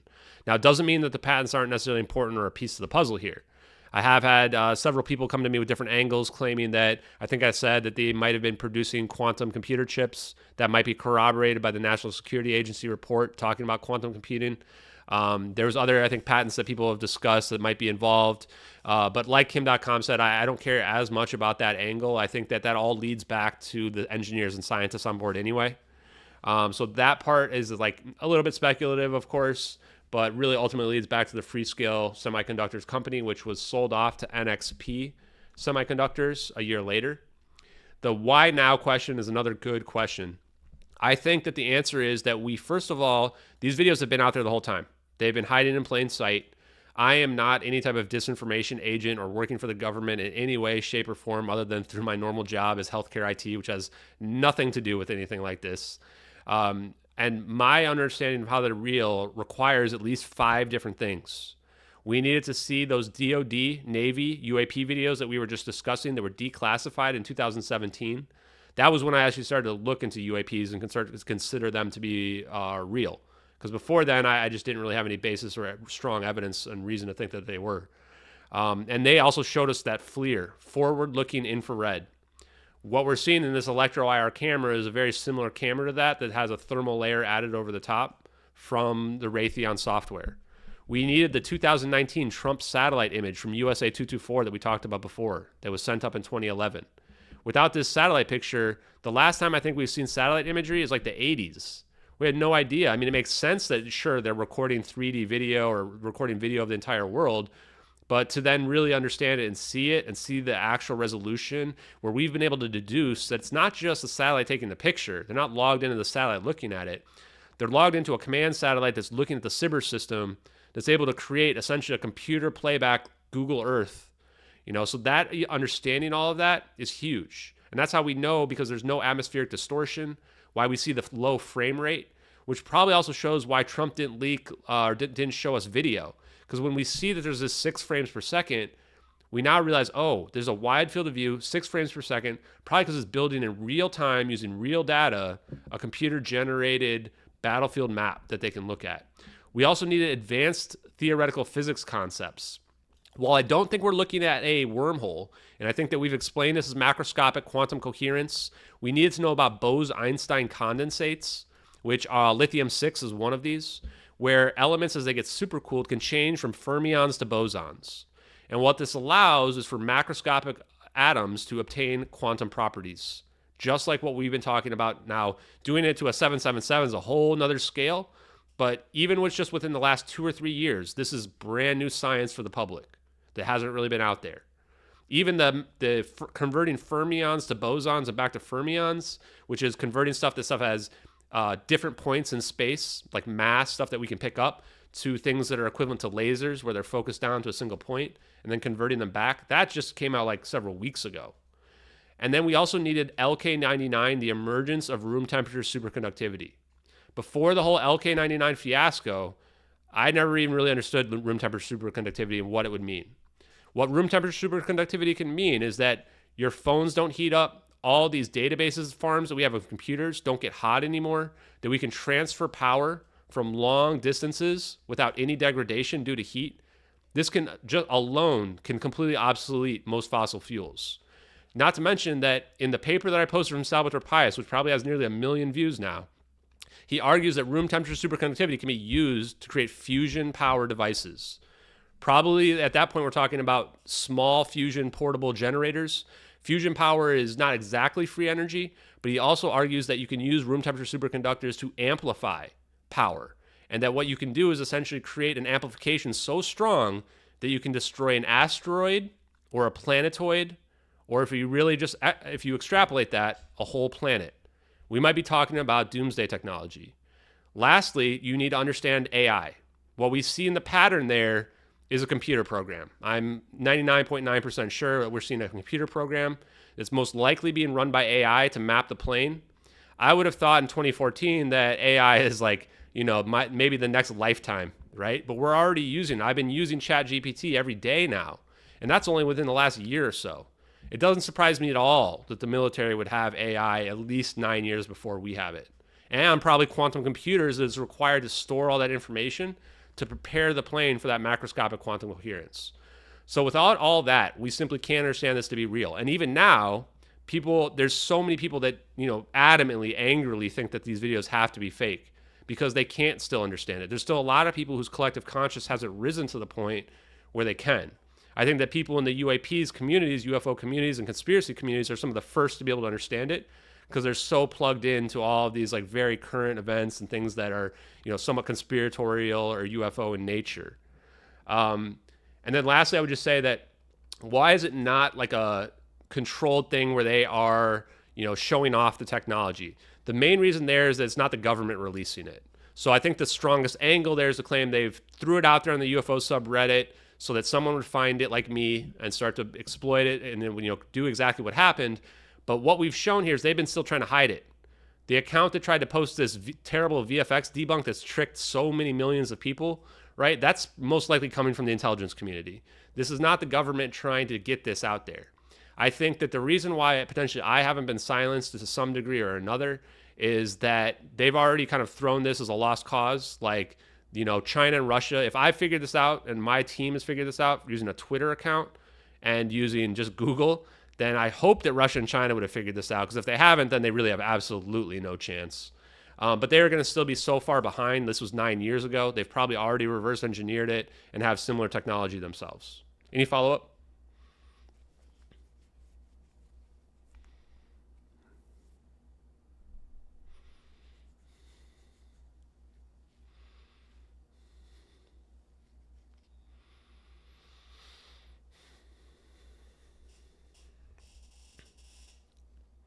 Yeah.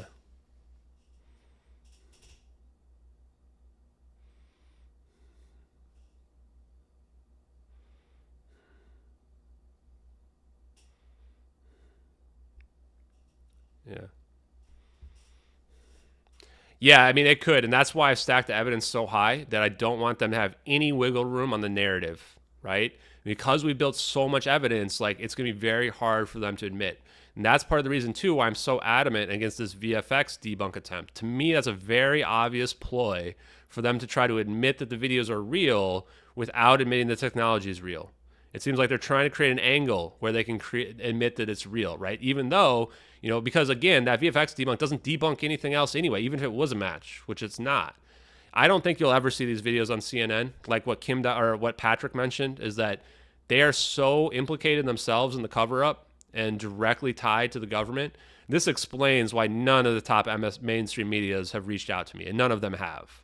I've gotten requests from all sorts of alternative media, but mainstream media will not even talk to me. The way I imagine it'll go down is they're all going to reach out to me at the exact same time, which is going to be really funny. They're happy to make fun of some kid who says he saw aliens in Vegas, right, and drag him over the coals and make him look like a fool. But they know that even if they were to try to do that to me, it's going to force the evidence to get out to more people. And they know probably that the evidence is so damning that they're so implicated that even if they try to vilify me or whatever in the mainstream media, it's just going to bring more people over to the cause. That's my opinion.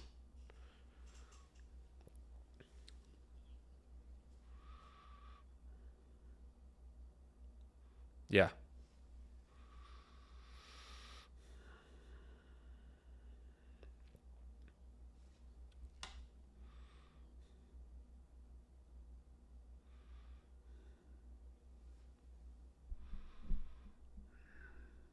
Yeah, and right before we do that, I want to thank Bob. I just saw him come up to the speakers. So Bob Grenier actually is the Martin Fleischmann Memorial Project account that you see up here. I am going to be interviewing him tomorrow, and he's one of the first people from a scientific perspective to really dig into the videos and explain parts about the monopoles and what we might be seeing there. I can't wait to talk to him tomorrow. Feel free to come check out our interview tomorrow if you guys want to know more about the science behind what we think we're seeing. That's going to be at 1 p.m. Eastern time on my podcast, on my stream. It's called, I made up a new podcast, so I didn't have one, called Hard Truths. So I hope you guys enjoy that. Go ahead, Eric.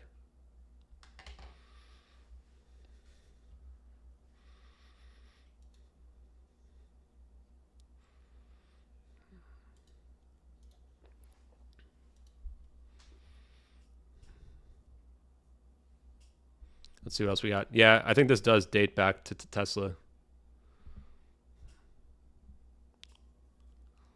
Having Kim.com is pretty awesome. Of course, I'm going to thank him. Yeah, 100%.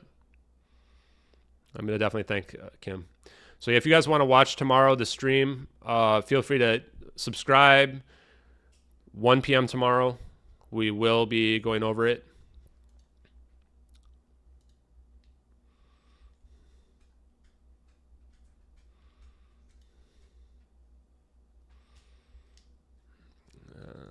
I'm so excited about this and having Kim.com on our side. I'm going to go have a celebratory dinner after this.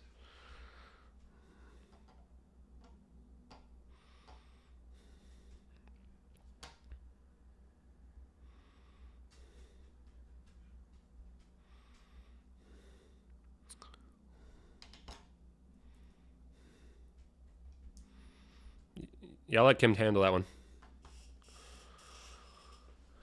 Yeah, that Bob Greenyer video is awesome.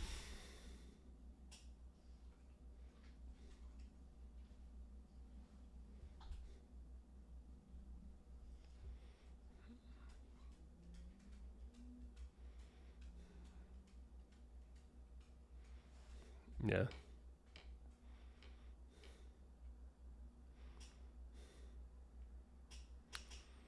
Totally. Kim.com saying you would want to hold back this technology until you have to use it as like a secret weapon, right? I totally agree. Totally agree. I love this. Kim.com's awesome. I love this guy. My God. He's also saying we didn't modernize our ICBM program.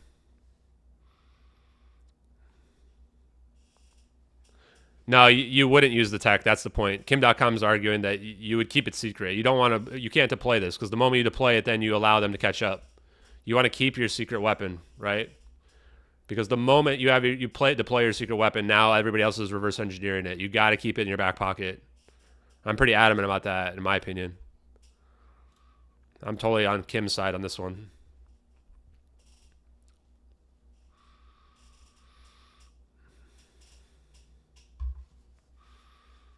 Man, we've got there's 3,000 people listening to this. This has got to be the biggest space on Twitter right now. We had almost 1,500 viewers at one point at the peak here.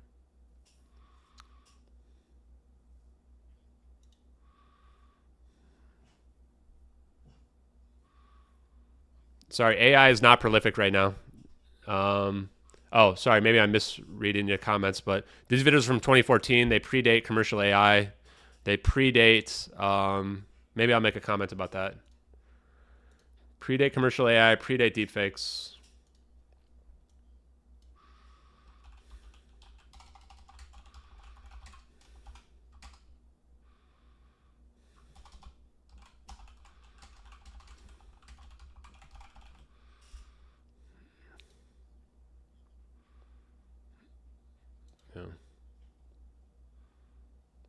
Yeah, this is definitely not a distraction, guys. It's not. What is it distracting from? What are we distracting from? This is the biggest story in the history of the world. Everything else is a distraction from this, not the other way around. That's one thing I don't like about these conspiracy communities is that everything's a distraction from something. Okay, tell me what's a bigger story than this.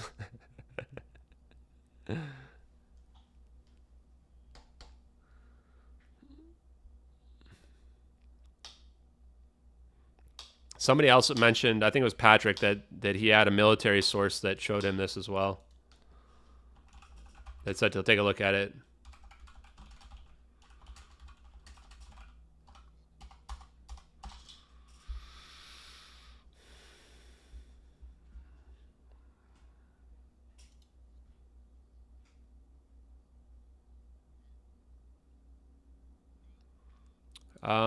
Jack, great question. Is it more likely that this destroys the world or that we advance thousands of years? That's the part that keeps me up at night. I hope I'm not responsible for the destruction of the planet. That's going to be hard to live with if so. If we use it responsibly, I think we can change the world for the better.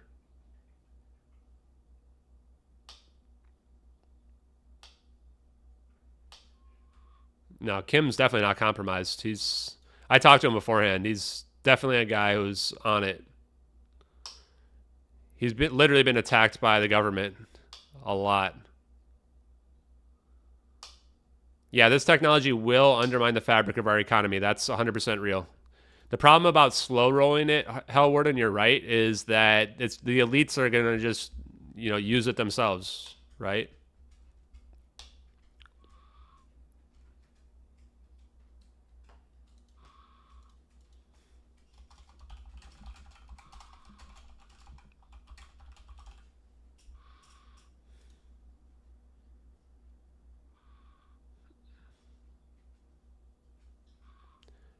Yeah, I think Grush is legit. I mean, he testified in front of Congress.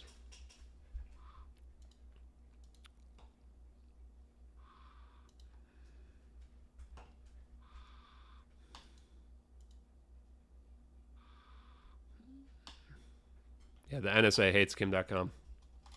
That's what.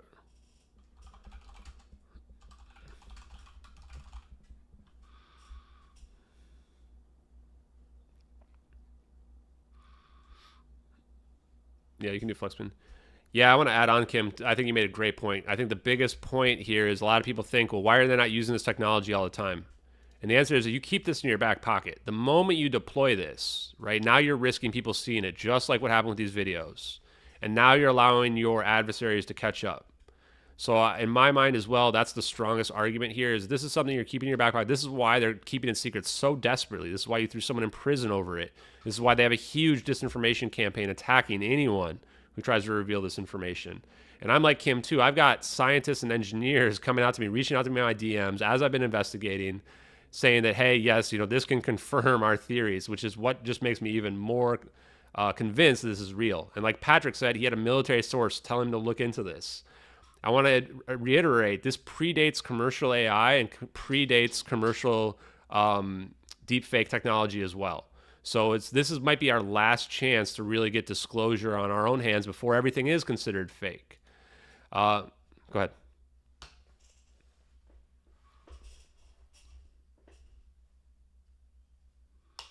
Lulu, are you okay, boo? Sorry, that was my dog I'm talking to. I've got to take her out.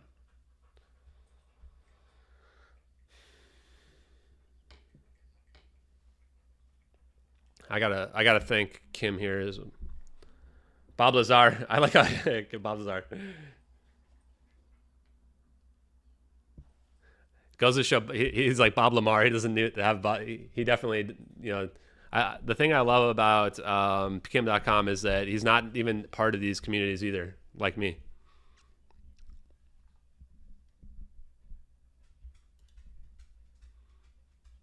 Why would Grush hasn't said anything about adversarial ETs? What are you talking about? Doesn't make sense. This is not about alien invasions either, guys. If people think that, I don't know why people would, but this doesn't have anything to do with alien invasions. These videos are out there for 9 years, so it's a little too late for that. Yeah, and I appreciate you guys digging into this. Everybody who's been digging into this, thank you very much. Please, all the people who are answering questions for me, for other people, thank you very much. Yeah, that could be very well be true, Kim. And I mean, I leave that open-ended. You know, I just think that what we're looking at there is not people inside or little aliens or whatever inside of that. Really great points. And I think we want to take one or two more questions, right?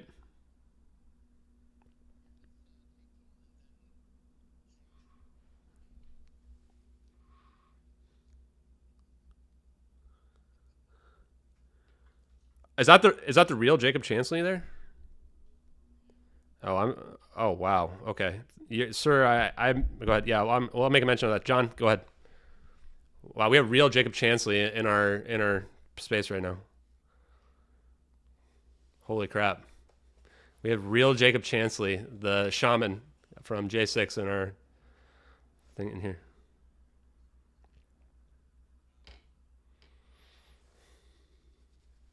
This is wild. This is wild.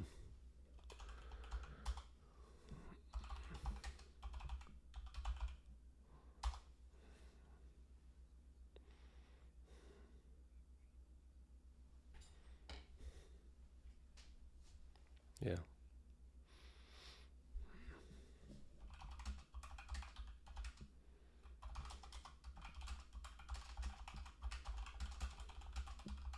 So we're going to only go for about 5 or 10 more minutes, guys.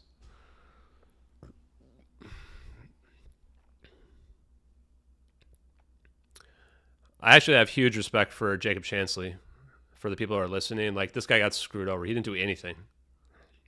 So he role played and went through the Capitol, and they put him in prison for like 4 years until Tucker Carlson vindicates this guy. I have to make a statement about it. I hate talking about politics, but I have to bring it up.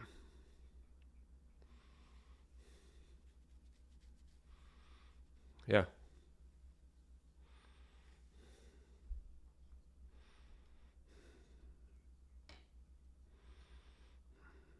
Yeah. Yeah, so actually, people have back channeled and given me some of his information. I sent him an email. I've sent emails also to all of the top people. Jeremy Corbell follows me. Any of the UFO people in general, I'm happy to talk to. I sent him the information in general. What I will say originally is I think I may owe Dr. Greer an apology. The reason why I call him a doctor is because he actually was an emergency room physician. Those are generally the only people I call doctor. It's not a matter of disrespect to other people. But that I did believe even before this that he had some information that he was privy to potentially during the Clinton era administration. And I think that a lot of potentially, now that I look back on it, I think that he may have undergone a lot of disinformation to try to discredit him. And I've been listening to some of his recent stuff. And the more I look into this, the more open-minded I've become. I would be happy to speak to him or anyone else in the UFO community that can be connected. And so I will post in the probably, I mean, you can give him my Twitter or whatever, and we can get in touch. There's plenty of ways. I will.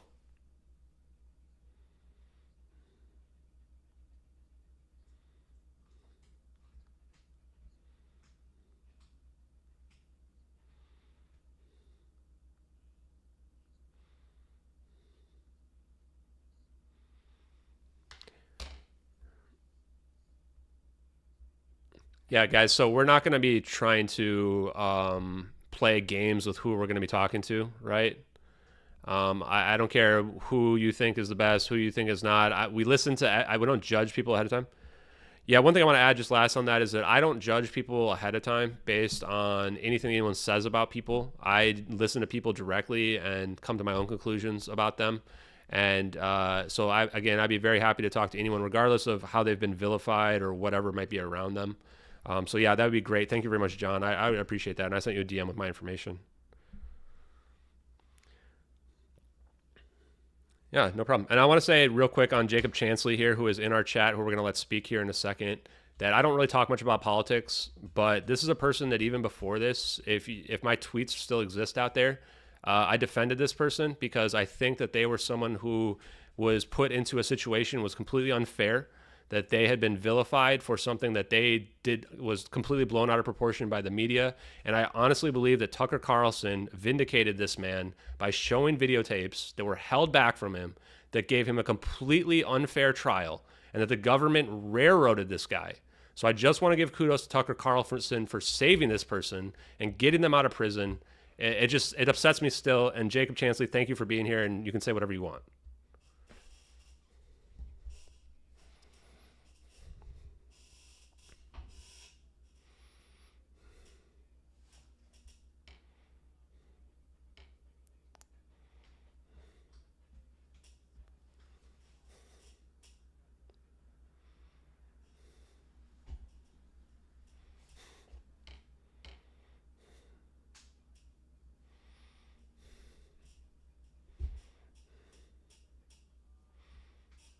He's basically saying that it was coincidental timing, but that he still got vindicated in the eyes of public opinion.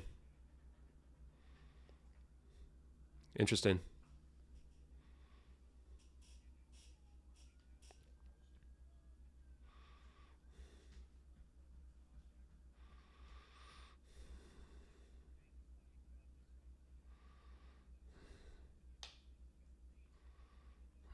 He's talking about disruptive patents.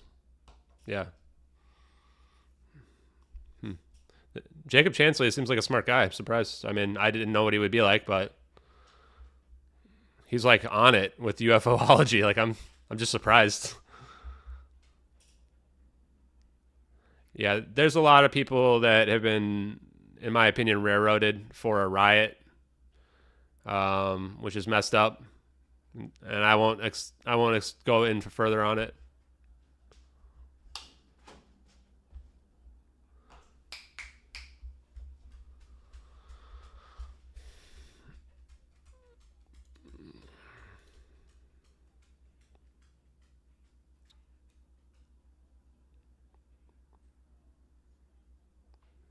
Guys, don't engage in the trolls. If you're going to troll my channel, you're going to be gone.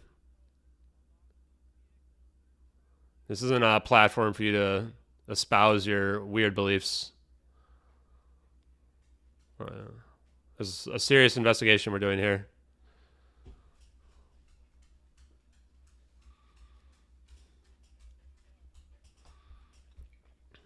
If you live in a world where everything's fake, well, okay, I'm sorry that you live in that world. Some stuff has to be real. And what we use is scientific method to go through the evidence.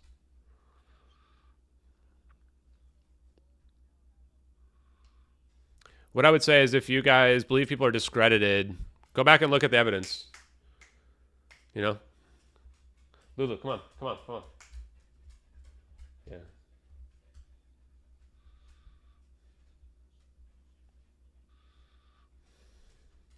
Lulu, come on. My dog needs to go out, so we're going to have to shut this down here for a minute. Thanks, iCerial. Thank everybody else who's been following. I appreciate it. We are going to close down the stream here probably in a few minutes. One sec. Lulu, come on. Come on. I know, you need to go out. Wait. Yeah, my dog's got to go out. So we're going to have to shut this down in a minute. He's talking about 0-point energy right now and a lot of stuff right now.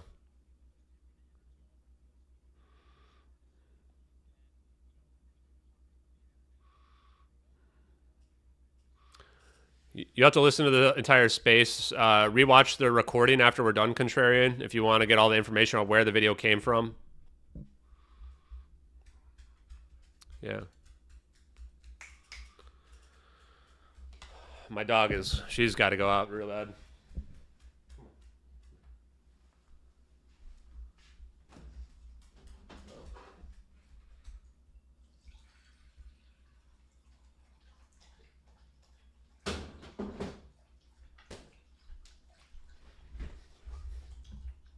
He's talking about Salvatore Pius right now.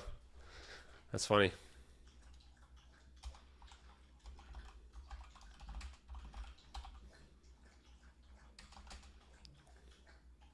I'm just going to let Jacob Chansley go as much as he wants because he's a smart... he deserves it.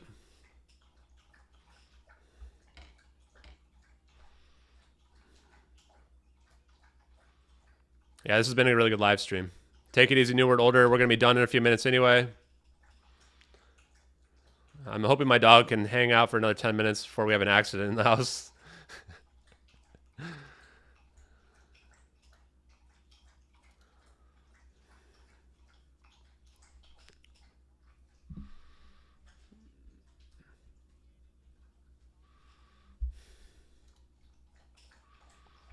Yeah, you can watch the alien scientist interview. There's a lot of interviews that are out there that are really good.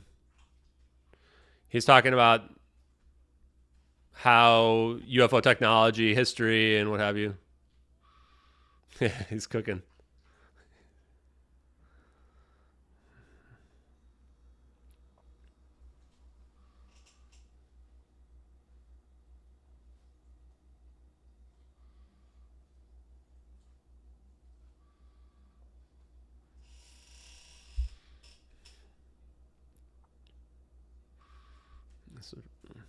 Yeah, the problem is if I go out, my Wi-Fi is going to mess up here. Because I'm going to get dropped from the space, I think. Yeah, I do interviews on smaller channels, but I'm super booked up right now. I've been doing them every single day. I've probably got another like 5 requests that I've got to try to manage. But yeah, you can message me at... Anyone who's watching, you can message me at MH370x at proton.me. That's my email, if you want. I try to support as much alternative media as I can, but of course I'm going to have to hit up the bigger audiences first, but I would like to accommodate as much as possible. Yeah.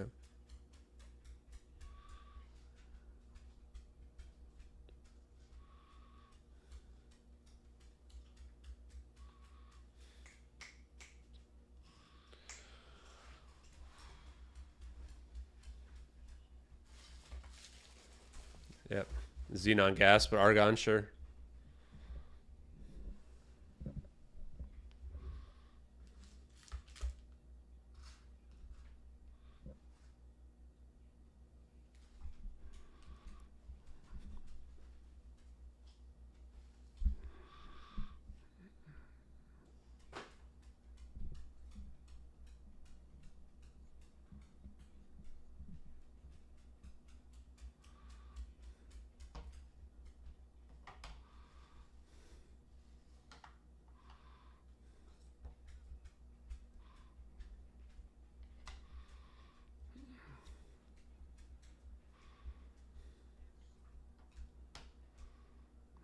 Needed to wrap it up here, though.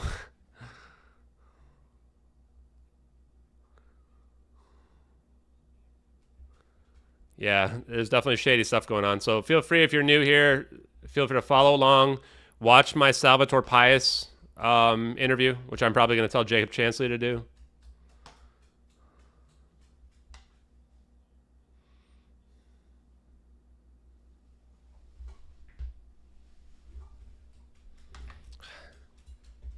Yeah, we're gonna have to we're gonna slow this down.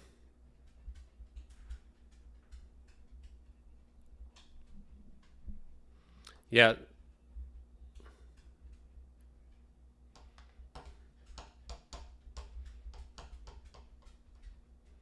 He deserves a little bit of a platform, guys.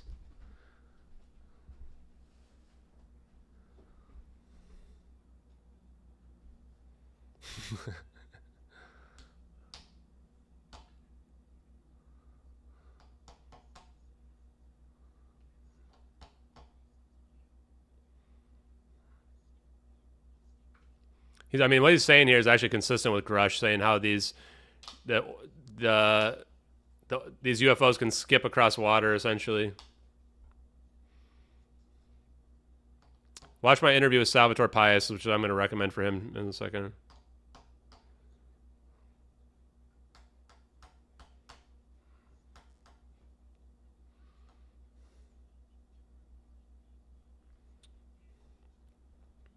Yeah. Go look at my live streams. You'll find the one with Salvatore Pius. I haven't uploaded it just yet, but yeah. Okay. It's time. Okay. Yeah, it's on this channel, I guess.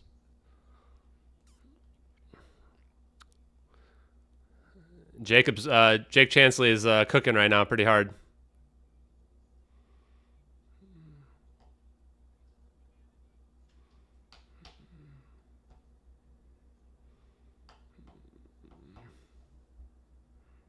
Yeah, thanks, Jacob. So,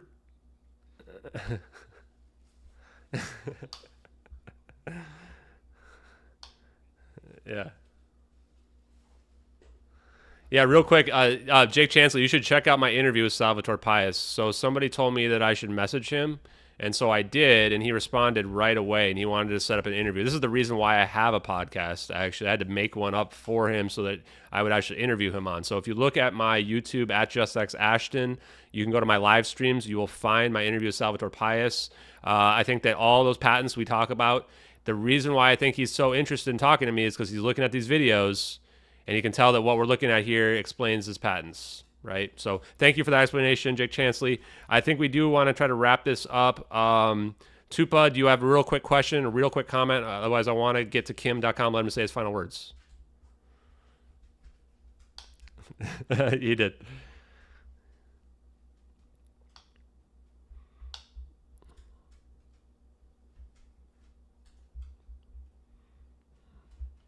Guys, come on. It's got to be short. Come on, Tupa. I love Tupa. He's a good guy. He's always been nice to me. Yeah, we are going to do a part 2 with Salvatore Pius. Okay.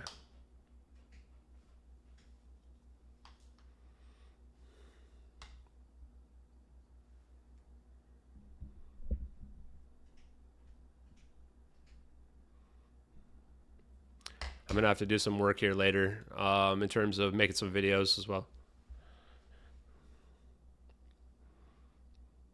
Yeah.